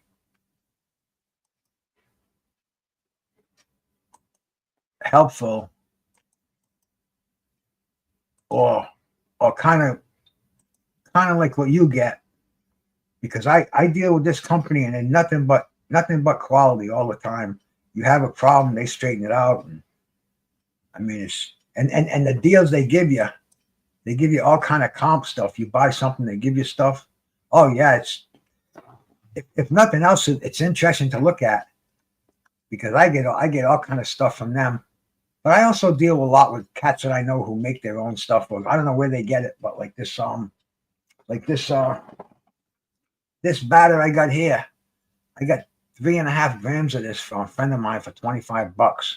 And I mean, you pay that for a gram of this on the in the dispensary. I mean, this is the stuff this is dabbing stuff. In fact, maybe we'll do a few dabs. Talking about this has gotten my juices flowing here. So I'm gonna have to put a little bit of this into the dab tray here. First thing we do is open it up. Oh, smell those heavenly terpenes in there. Scoop out a little bit with this thing that I use. I probably could get something better, but this thing is pretty cool. But I don't want to take out too much, because this stuff a little goes a long way with this shit here. So that should be perfect. I got like just a little pea amount there, and put this thing on its side over here. You get some heat to get this off put that on the dab tray. Heat the tool up. The thing just falls right in there with none wasted. And see, now they're stretching it out. They're going back and forth. My brother, Low Clarity, you're in the right place, bro. We're all stoners over here. Most of us, anyways. Anybody, I think. I got 9 people watching, so I'm hoping you're all stoners. boxing, bongs, jazz too. But I see, I usually play jazz in the background. But I was kind of thinking. Somebody told me, my man Carlos Mendoza.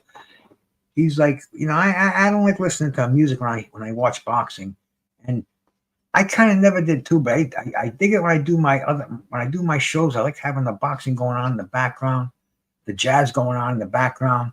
But I don't know. He's kind of right because it throws my train of thought off when I'm watching boxing. I like to just get into the fight, watch the punches, only hear the sound of the blood going through my brain, not hearing anything in the background. Even the announcing, I don't really listen to the announcing often. But anyway, this little blob fell nicely into the tray here, and what I'm going to do is heat up this. I don't know, what do they call these? They call these, I think they call these rigs. It's called a rig. I'm going to heat that rig up with the torch and dab that batter and show you what happens to me.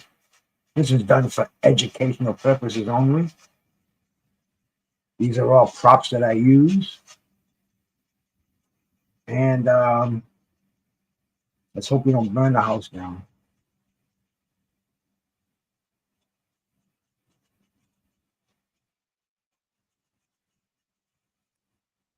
That should be about right.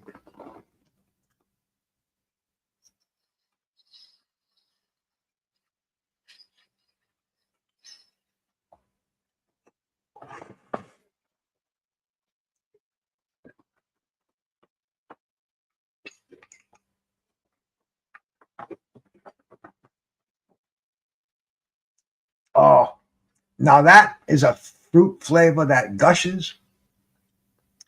That just tastes so undescribable. It's like if somebody fed you a lobster buffet, filet mignon, chicken cordon bleu, maybe a little slice of red velvet cake for dessert. And after that, they hit you with some of this gushes, a few dabs of this. That would be a 6-star meal right there. Some dude did that, bro. Yeah, I can't believe you said that, man. This friend of mine was here and he did that one day. I couldn't believe it, man. The motherfucker had a blister on his mouth for a month. And this is a seasoned smoker, too. This is the guy who showed me how to dab. And he fucking pulled that shit. I couldn't believe it. I thought he was just kidding. If I saw him do it, I saw him kind of turn it like that. And I saw this isn't happening. Unbelievable. Ouch. Oh, I should have pulled my phone out and took a picture of it. It was too bizarre. But oh yeah, and you can feel this stuff crawl into your bloodstream and kind of give you a little bit of a nice little warm feeling. This cannabis is the greatest thing that God invented, man. It really is an amazing thing, and all these different forms that we have too. And me being around to enjoy them all in the golden years, man, I'll tell you, this is just an amazing way to go, man. I'll tell you, it really is. Kambosos is getting his gloves duct taped over here, man. He's getting that finishing touches when they're taping them up. I don't know if this is live or not. Probably is, because they're probably not going to ring the bell till 11 o'clock. They're going to really fuck around with us over here. El Javi with a blunt. That would be just as bad. I'm trying to think I don't think I ever did, even when I smoked cigarettes a long, long time ago, or with a cigar. I don't think I ever did that.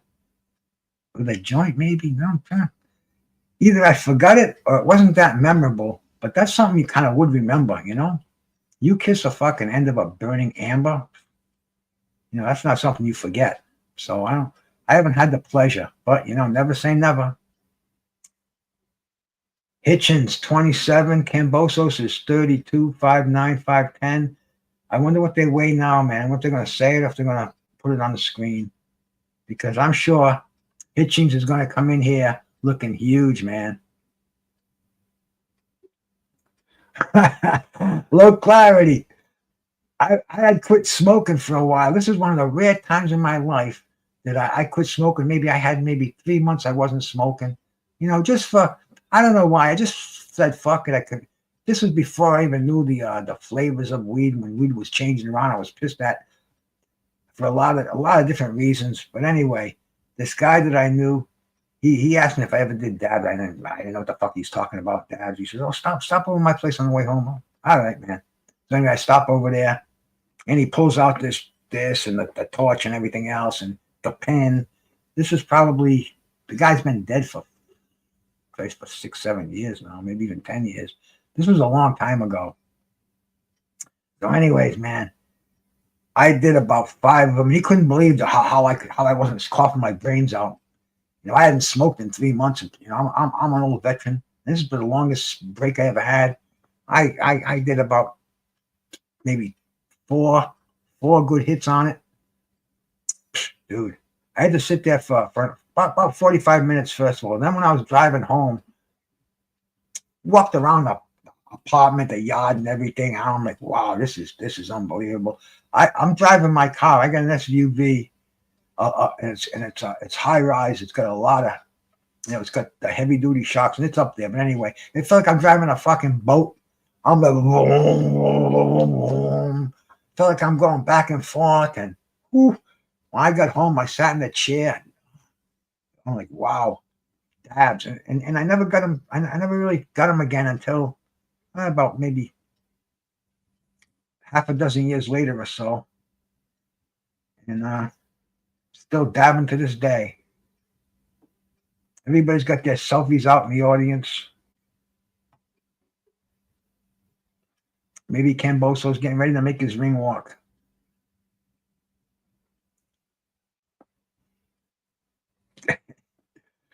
Yep, man, I'll tell you, it's like the first time all over again.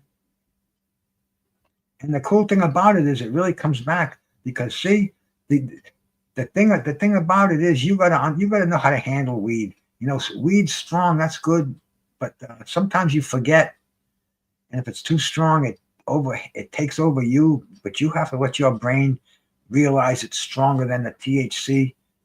That's the way it used to be with regular grass. Now they got this dabs and these concentrates and the fucking edibles. It's a whole different world right now. When I was smoking weed, it was easy. You could smoke a joint. That was as high as you got. Now it's a whole different level. Pero, my brother, here we go, man. What do you think, Pero? Kambosos be upset, or does he get knocked out? Last time I looked, he was a plus 700 for the victory. Unbelievable odds on a draw. There he is, man. My man, David Diamante at center ring doing the announcing. Cambo getting stopped. You're not watching this, Pero? Well, if you want to hear it, bro, I'll yell at you if something good happens, man. I appreciate you stopping by here. What are you doing if you're not watching this? What else is on? Action over at one of the gossip rooms going. Sometimes we see some good shit going on there. I was over at Slugger Sam's. Was it yesterday or the day before? And that was just classic stuff going on there, man. He had all kind of fractions in there, and Sammy, he lets everybody on there. Well, he was yesterday. I think he was maybe he was on a DoorDash run or something. But anyway, if I wasn't there, I'd be watching this fight. If you want a link, let me know. I'll drop you a link, man. Hitchins is getting ready to make his ring walk.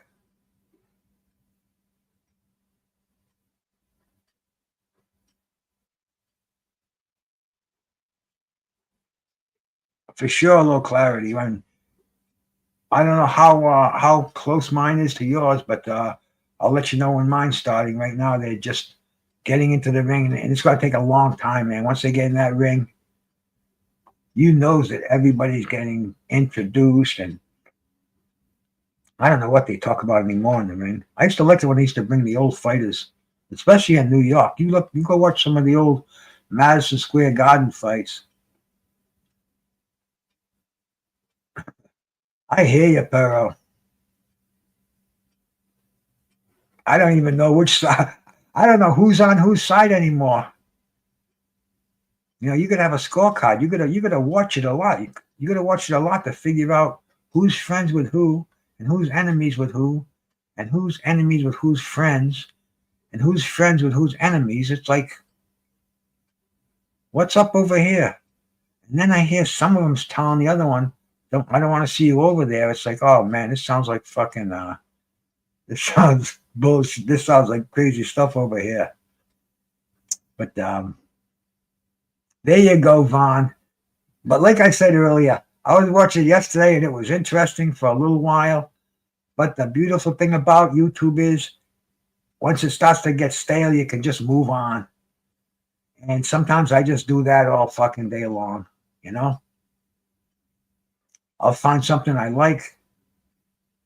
I'll go watch a fight. I'll go watch some old fights. It's amazing what you can do today that you couldn't do 10 years ago, you know? Now you can even do it when you're out on your phone, for Christ's sakes.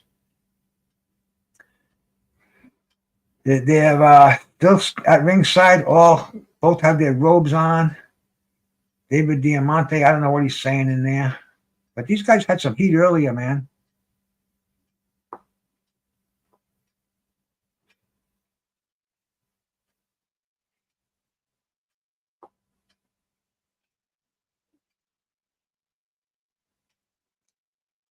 Hitchins.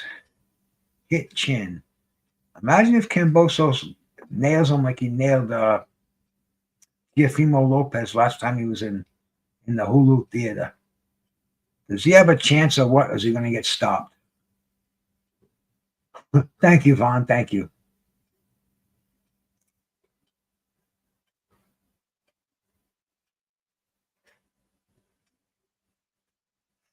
Sometimes I can't stay away from that shit. Sometimes it's just so hilarious, man.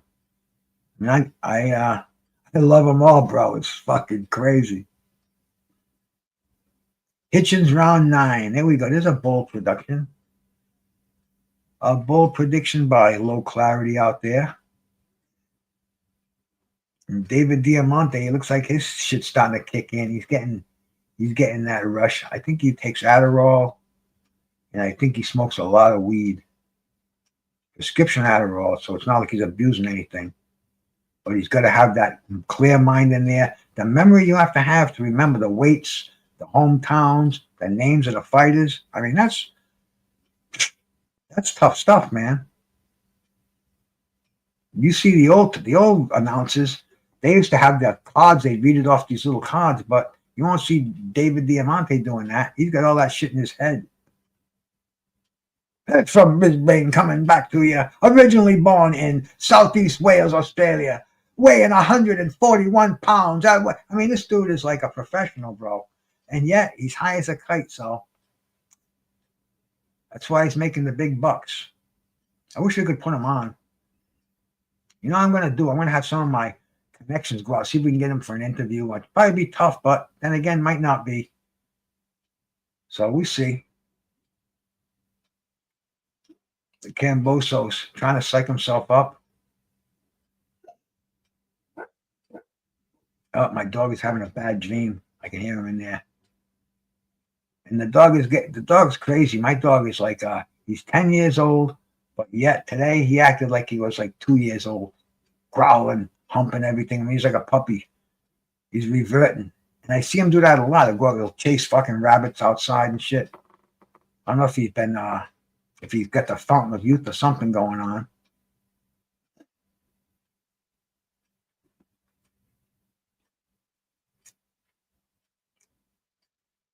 These guys, they shrivel down to that weight, and they give them 24 hours now to rehydrate. Bring back the same day weigh-ins, and these guys will fight in their actual weight class. This guy should fight at 147. Let's see if he gained it back, because a lot. The more you do it, the harder it is to gain that weight back, to drain yourself. That's why you don't see Tio doing it no more. You don't see Devin doing it anymore. You know, these guys you can't fight Mother Nature. Your body develops and your body grows, and you can only stay at that weight you were at years ago. Like low clarity said, 3% body fat. That right there is ridiculous. You know, I used to walk around when I was a bodybuilder. I would think 10% was chubby, and most people out here they're not 10%. 10% is lean, right on the for a civilian today. You know, athletic athletes are different, but 3% body fat. You can't you have no energy reserve in there. You're gonna be weak as hell at 3% body fat, bro. You know, even the genetic freaks, you know, the Flex Wheelers, you know, the Sean Rays, those guys, they'll walk around at 4% body fat, you know, 4.5%. And and like I said, these guys are ready to compete at that. They can't live live like that for long because it's just hard, not healthy. But the boxers are doing that for their weigh-ins to make that weight. And let's see what's going on. The fight started. The fight's starting, bro. Put that joint out and get back in the house. We're 45 seconds into it.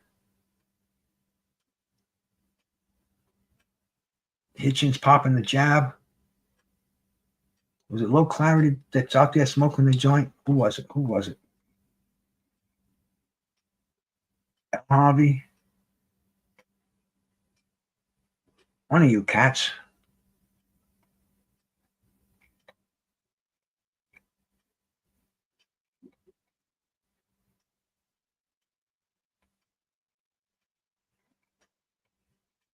Let's see if Kambosos can do anything.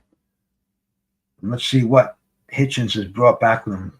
He's definitely on the taller side. Let's see how this doesn't look like he's got a sweat going.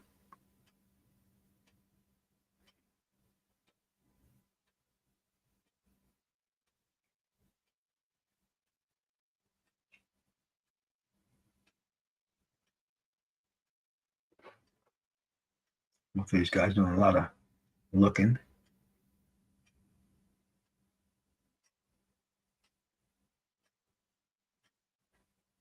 Not a lot of action going on in the opening seconds. Just kind of downloading each other. What is this? A 12 rounder? 12 rounder. Yep. And what's this fight for? What's this? Is there a title here? Is it an elimination?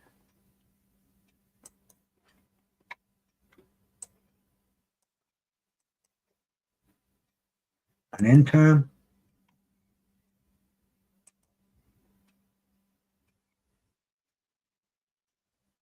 IBF World Super Light. Oh, this is a title fight. What was I even saying, man? See, this is good. This is good butter. There's so many belts out there. I wasn't even looking at this as a fucking world title fight. But this is IBF 140.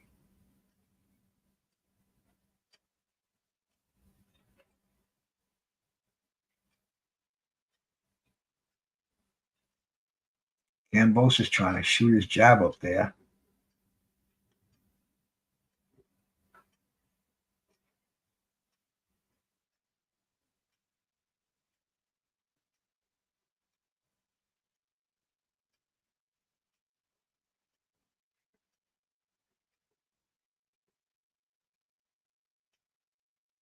Kambosos with the pink gloves.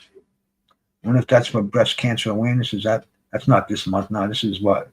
Brain awareness and LGBTQ awareness, right? Gay Pride Month and Mental Illness Month.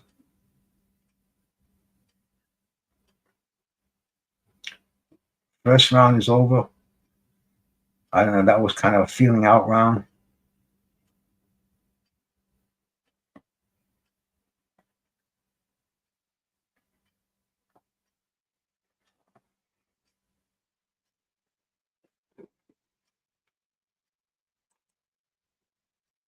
My man, Low Clarity, he's already got a bad feeling about George based on mobility difference.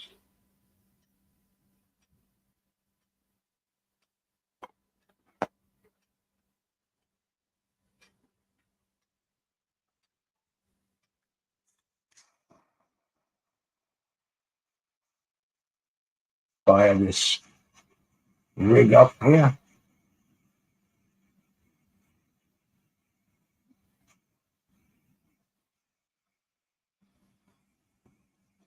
we are. The round is starting.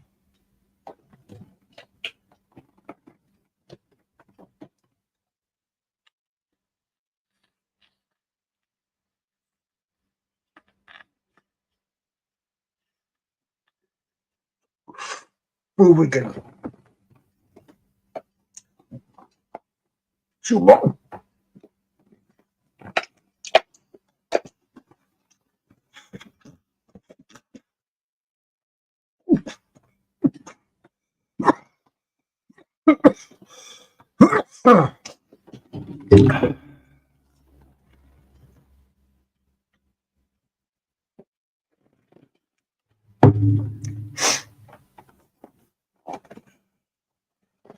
A minute into the round, Kambosos just got nailed with a right hand.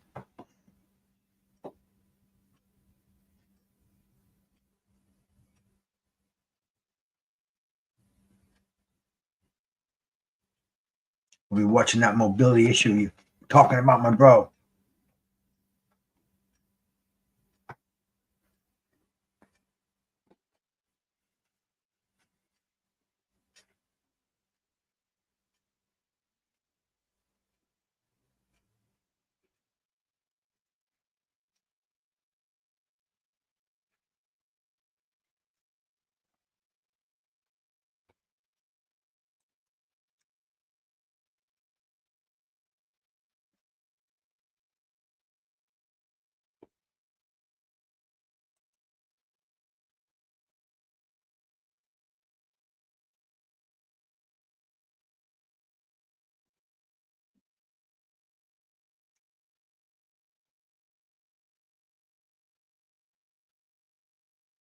There you are. Kambosos can't do anything. He's throwing punches, but he's not landing anything. He's falling for the feints, getting hit when he's coming in.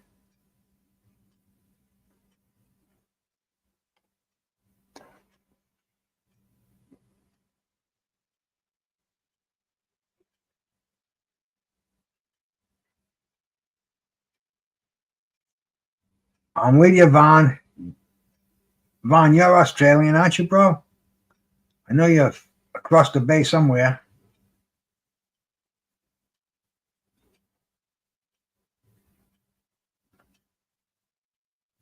See, the thing about Kambosos, he's got to get your respect early. That's what he got from Tio, and he had Tio running around the ring, and he didn't get Haney's respect. Even another dude. Oh man, Illinois. Sorry about that, bro. Why did I think Australia for some reason? I don't know why, man. But anyway, Kambosos is, to me, he's got to get your respect early. Even the other guy that beat him, man. The fuck is his name? And they fought in Oklahoma or something.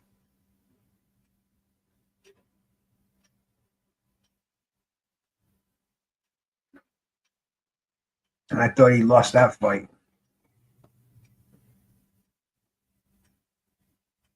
Now his eyes busted open.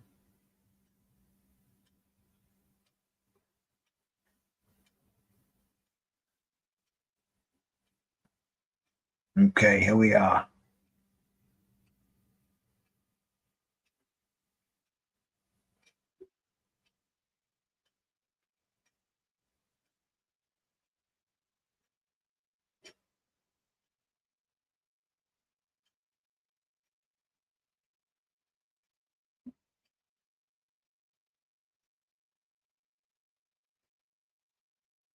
If Kambosos could land some body shots there, he's got the style, but he's just not moving his hands enough.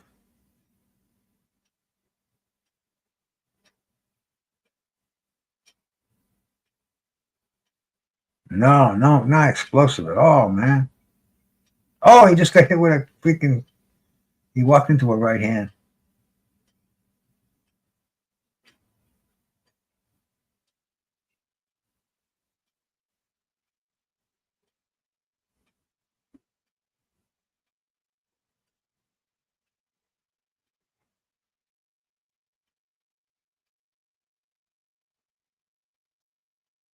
Remember they said they were going to shoot down the streaming services? They haven't done that yet.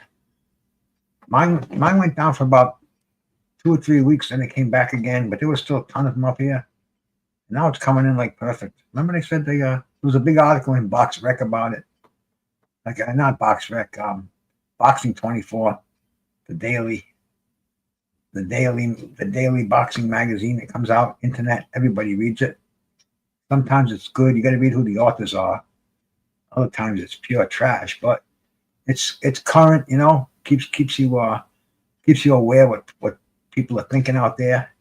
And they get good scoops too, so you can you find out what fights were signed and maybe who passed.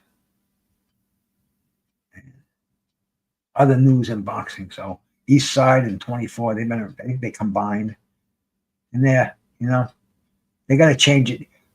See, they can't be really proofreading and be real reliable because they're just changing every day. Every day they have to have a new article. There's only have so many certain amount of writers, so I got to give them the benefit of the doubt. And they educate me a lot. They get a lot of criticism from people, but I'm not one of them. Back in the ring, I can see Kambosos getting picked apart by counter punches.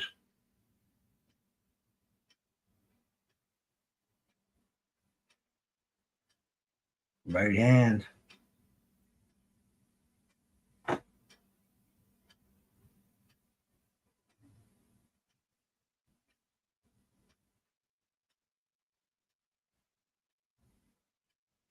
Kambosos tried to trap him. A little too late, man. He's definitely popping him, bro. Popping his head off, man.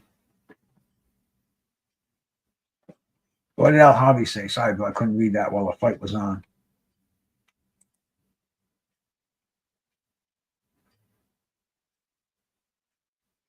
Hitchins isn't giving him opportunities to time him. So all George has is being explosive, and he ain't got it. Yep, he ain't got that explosiveness.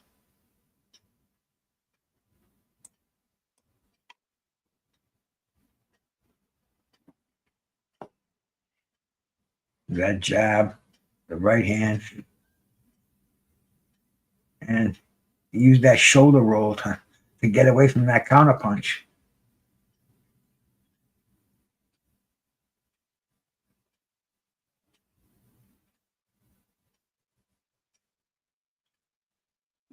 Here we go, man. We're in round number 4.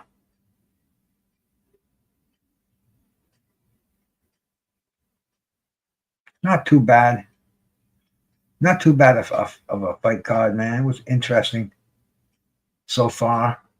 We saw that big undefeated Australian come in there and first round knockout heavyweights. We watched Andy Cruz dominate Mishura, and now we're watching Keyshawn. We're watching Richardson Hitchins dominate George Kambosos.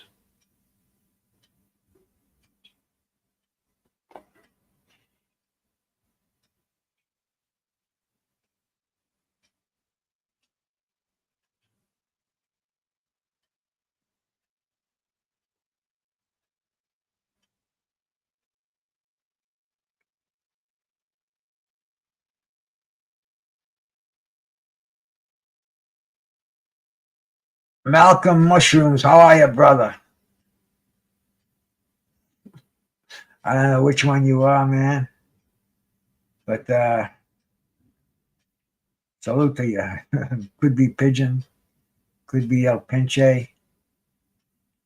Could be Daniel Perry. You got all kind of characters out there.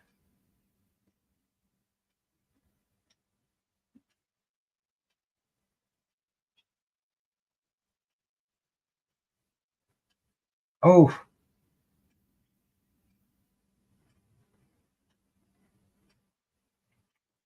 Come on, engage. Come on, Hitchins. Look at Kambosos, man. He's not afraid. He's moving in there. If you let them fucking hands move a little bit, man, he's got to get him. He's got to get him while he's moving in. And Hitchins is just too good a boxer.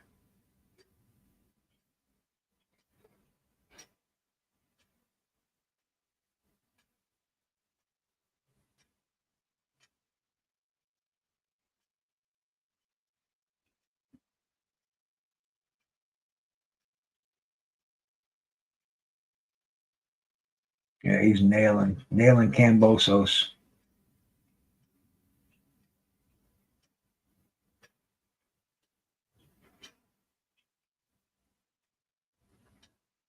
Kambosos, he got stopped by Lomachenko, didn't he? Oh, he just got nailed with a big right hand.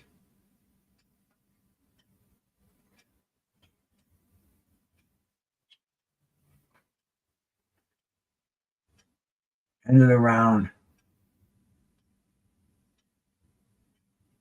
I'll tell you, it looks like he's going to go out on his shield. He's not running. You never know what could happen, right, Low Clarity?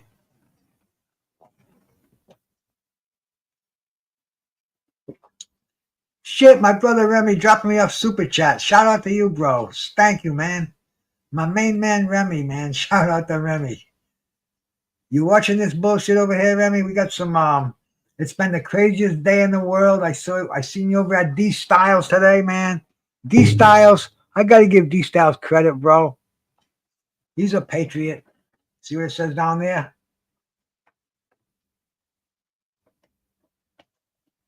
And shout out to my brother Remy, donating to the weed fund over here, man.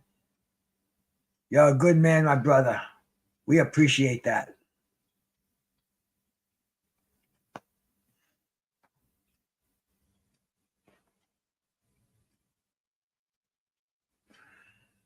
And here we go.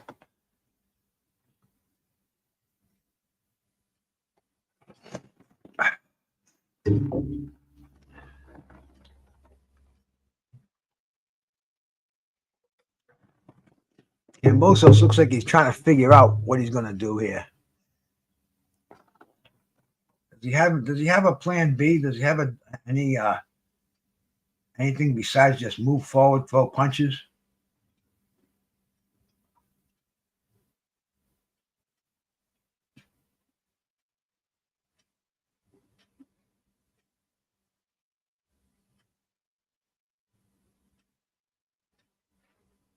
A little sidestepping going on.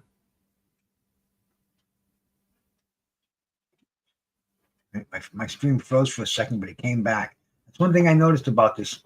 Once they came back again, before they used to freeze and used to have to restart them again. Now they take 2 seconds at the most, and they come right back. So I tell you, these streaming sites, man, they're set up by the betting sites. The betting sites want you to watch all the sports you can throughout the world, and they just so happen to put everything out there. Boxing's only a small part of these sites. They got basketball, football, baseball, American football, soccer, whatever you want to call either one of the sports, but they're just a multitude of sports, dozens of them. Racing, darts, badminton, tennis. I mean, daily, all these sports. And you think you're going to shut these down?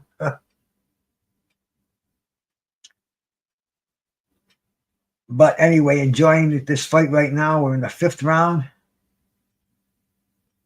We've got Hitchins pitching a shutout. He just nailed him with a right hand. Kambosos is in trouble.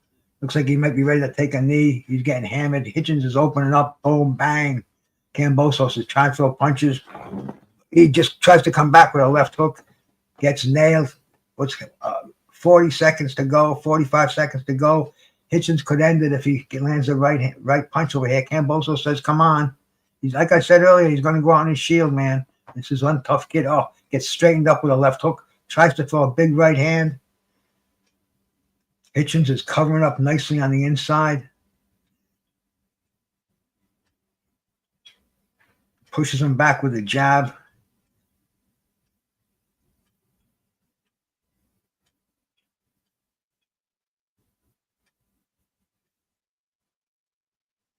Hitchins once again opens up with a combination. That's the end of the round. He survived it, man. Remy again, bro. Thank you, sir. These other super chats. I mean, these other chats. Oh, yeah, Tio has to run in.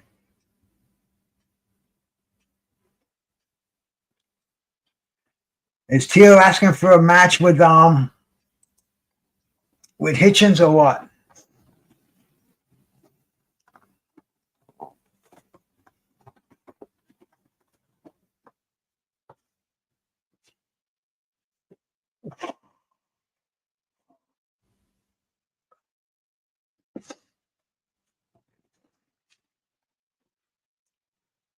Okay, time for another dab. Oh, get ready. Nothing quite like it, man. Nothing quite like dabbing these gushes.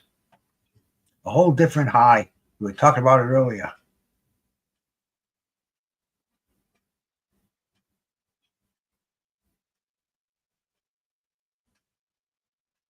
Oh, the Kambosos is starting the rounds earlier. Early, he's getting a little bit of stamina early, but it really burns out fast when you're getting hit like that. But if he lasts to the end of this round, I'll be impressed. See, my screen froze for a second and unfroze again. This is like I was saying earlier. Shout out to Street, or what's it called? Strikeout.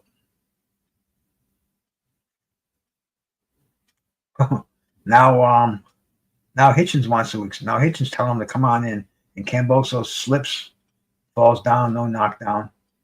Referee wiped the gloves off.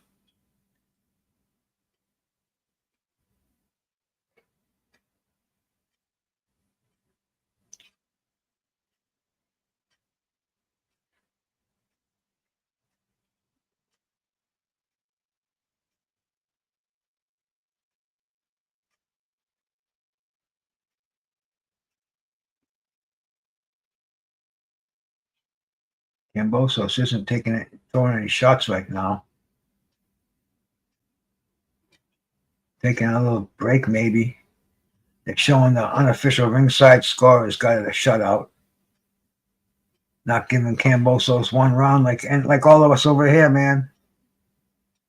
Even though he's getting shut out, he's definitely entertaining. Like, there he goes with a right hand. Imagine him getting lucky. Damn, what did we watch last week with freaking Eustace Hooney getting flattened by Wardley with one punch, doing the same thing that Hitchins is doing to Kambosos. So, like you said, Vaughn, anything can happen, man. Anything can happen. Rolling, my man. Eat well, bro. Most important thing you can do for your body right now, bro.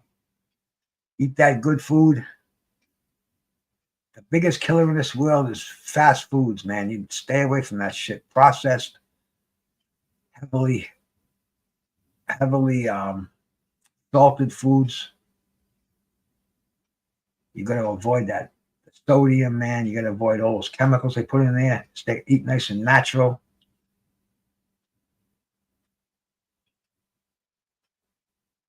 Oh! Now we're watching. We're watching Hitchins doing a little bit of boxing exhibition there.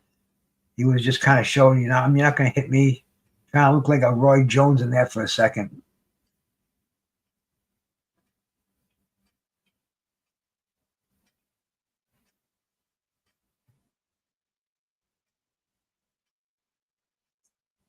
I think he tried to pull a Willie Pep Pearl. Hey, Pinche, bro. Salute, man. Did you go to the rally, bro? Craziest day in America I've ever seen in my life. Oh, and look at that, man. Elbow and right hand. Nice. I'm telling you, he's looking like Roy Jones in there. I can't give Kambosos that round.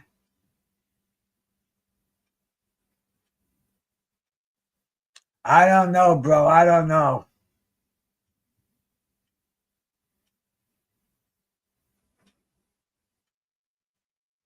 Good, bro. Was it? It didn't turn violent or anything, did it? BVO Sports, salute, bro. Salute.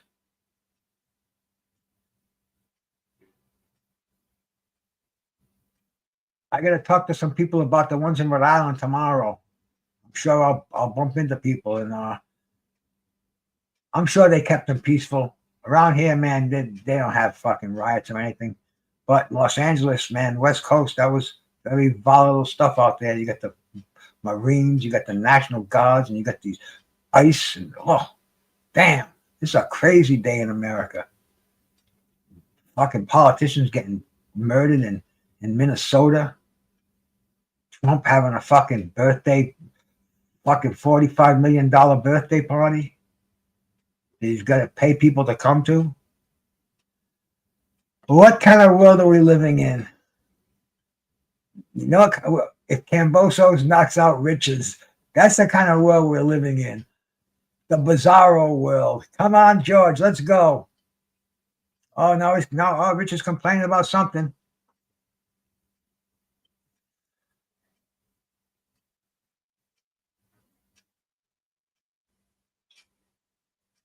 Come on, George.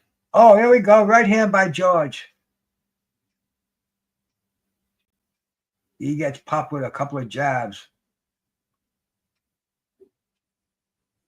Huh. You got that right, El Javi. Craziest world I've seen him. Craziest. Today, I think, was the craziest day for events like this that I've ever seen in my life. You know, almost like a revolution going on. You know, just crazy, crazy shit. This is different times. You better have a plan, Stan. You better have a plan, Stan, and be able to get out the back, Jack. Time for me to fire this up and do a little dab before the action picks up. Oh, there we go, Kambosos. A left hook on the inside. Do you think the weight drain might have hit Hitchins? He did try earlier to put him away, and Kambosos survived. You'd think it's happy. You think he hit the wall.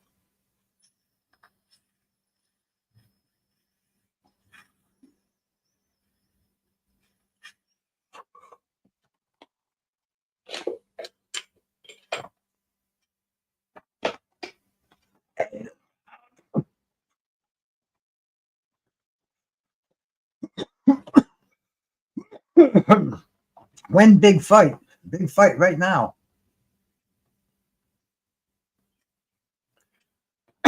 Could Kambosos be pulling a Rocky here, man? What do you think, bro? Trump parade flopped. I watched it for a little while. I just couldn't watch it anymore, Remy. I had to go watch the demonstrations or some YouTube chat room or somewhere, you know. But as far as Trump's parade, what can you say, man? What can you say? This guy's living in another world. The thing is, people voted him in and they're complaining. No.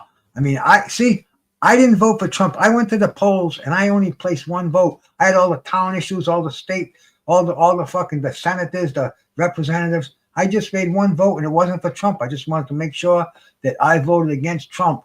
And I wish that more people had done that. And unfortunately they didn't. And this is what you got. So all this demonstration in the streets, man, it's fucking useless.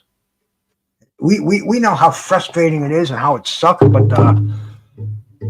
vote the Congress out. Get a fucking get some fresh blood in there. Get some people who aren't afraid of fucking MAGA. Oh, here we go, man. Here we go. Some inside work by Kambosos. So Hitchins doing the uppercut. I'll tell you, this is starting to become non-stop action, I got to say. And Kambosos is starting to land a little bit more, too, now.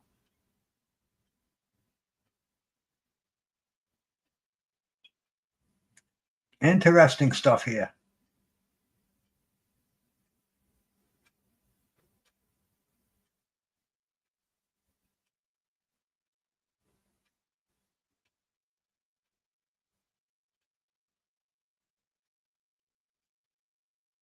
Kambosos is trying to go to the body, but he gets ripped upstairs.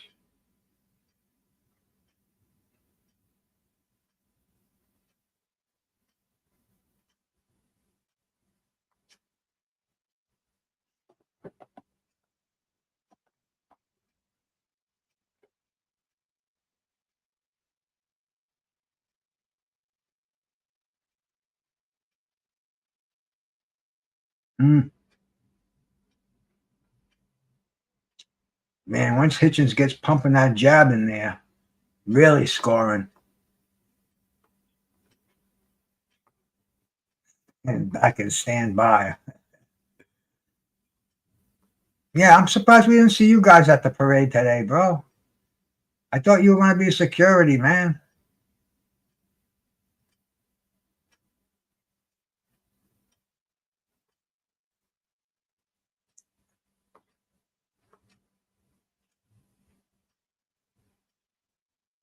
Oh, Kambosos goes down. Looked like a shot to the liver. Or was it to the jaw? On this angle, it looked like it might have been that left hook to the liver. Fight's over. Oh, gotta see if it was that. Gotta see if it was that Mexican hook to the liver, man. Gotta see if it was that Julio Cesar Chavez punch. Show a replay of that. We got it at the wrong angle. That's it, low clarity. One round off, man.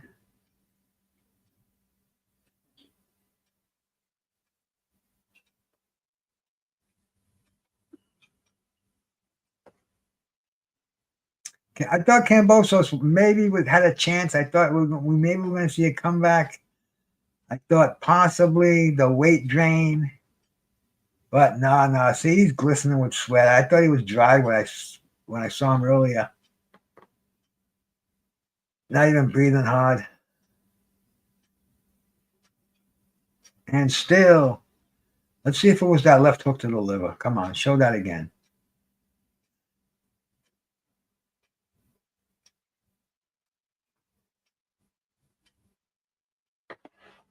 Where is Oh, he's from that's his hometown. He's from Brooklyn. He's from Manhattan. I don't know, man. I don't know, El Pinche. He was supposed to fight. What did he do? Cancel it or pull out or something? I don't know, man. You'll have to ask the channels that hang around with his wife. I bet you Skywalker would know, bro.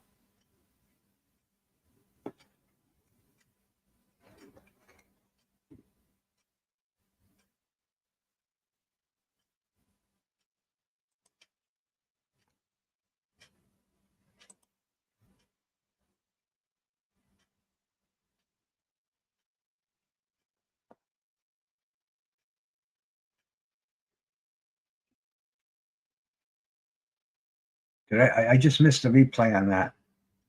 Show it again, will you?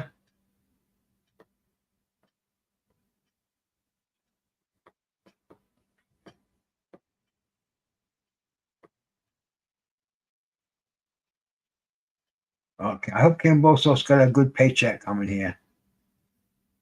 You know, because he definitely got the shot at Legacy. If he had won a title, it would have been unbelievable. But he went out like a warrior.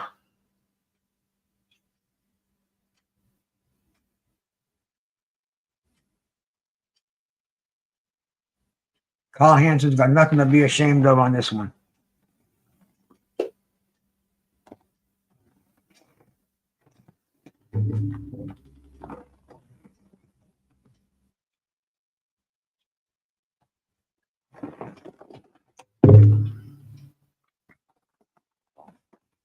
You know, one thing I love about boxing, these guys will beat the shit out of each other. One guy will humiliate the other guy. I mean, they'll fuck each other up. And then at the end, they hug each other like my brother. I mean, you just made me my fucking mortgage for the next fucking 6 months. You know, it's work, it's business. It's unbelievable how you get your anger, you can turn it on and turn it off. That's what pros do. Some of these cats can't handle it. You see how they act on the streets. You know.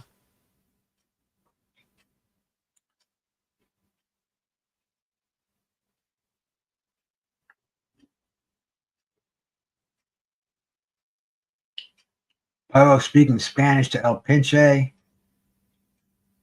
Roland doesn't. I don't care for bullshit talkers. Oh my gosh. Like Belanga, shake my head.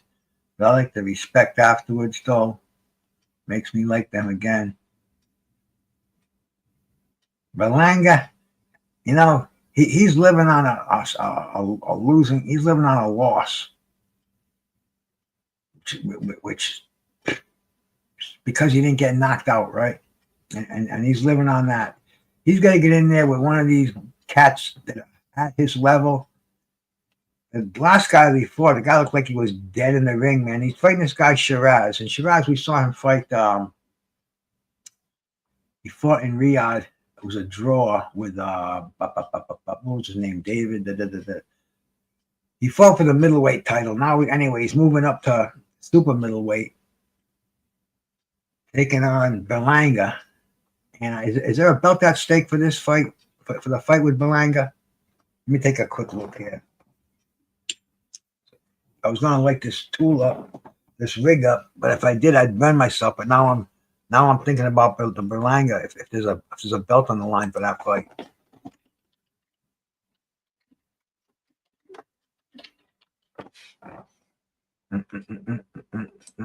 Let's see.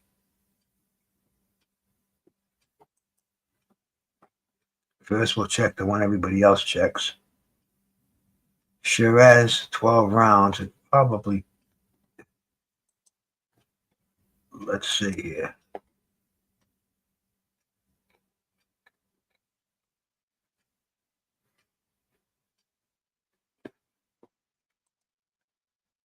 How can I find out if is it for a title?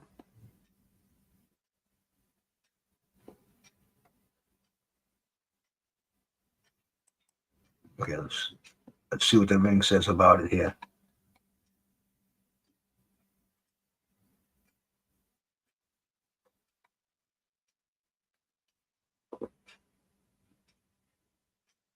That's probably for an interim belt. It's not for a world title. Although these days, especially at 160 at that weight, 168, you never know, man. Somebody, no, Canelo's not going to drop his belt. So this is definitely either an interim or a gold or a silver or something. But Hitchins is getting his slaps on the back here, man. Defended his title. Kambosos comes in. First fight at 140, and does he deserve did he deserve the title fight? Nah. He put on an interesting show. He came to this country, padded the record of Hitchins, and now he's probably screaming for every 140-pounder out there.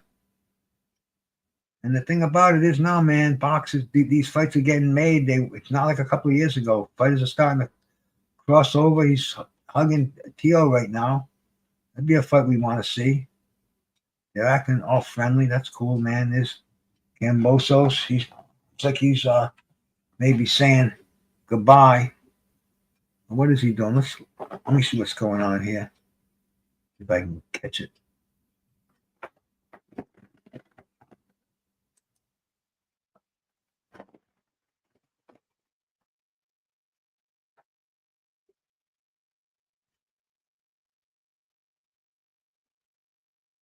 Kambosos is just getting his interview in the ring.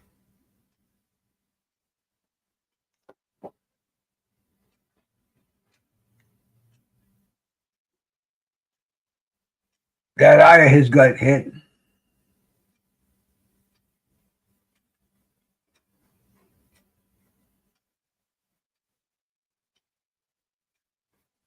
Yeah, man, I did. Fulcrum, I thought he could have won the decision. It could have went either way. He didn't get tough at the end of the fight. Beck the bully, he was Beck the bully. Short arms, just came through, took care of took the fight to the full 12 rounds, or was it 10 rounds? I don't even remember, but yeah, I kind of wanted to see Fulcrum win it, but he didn't.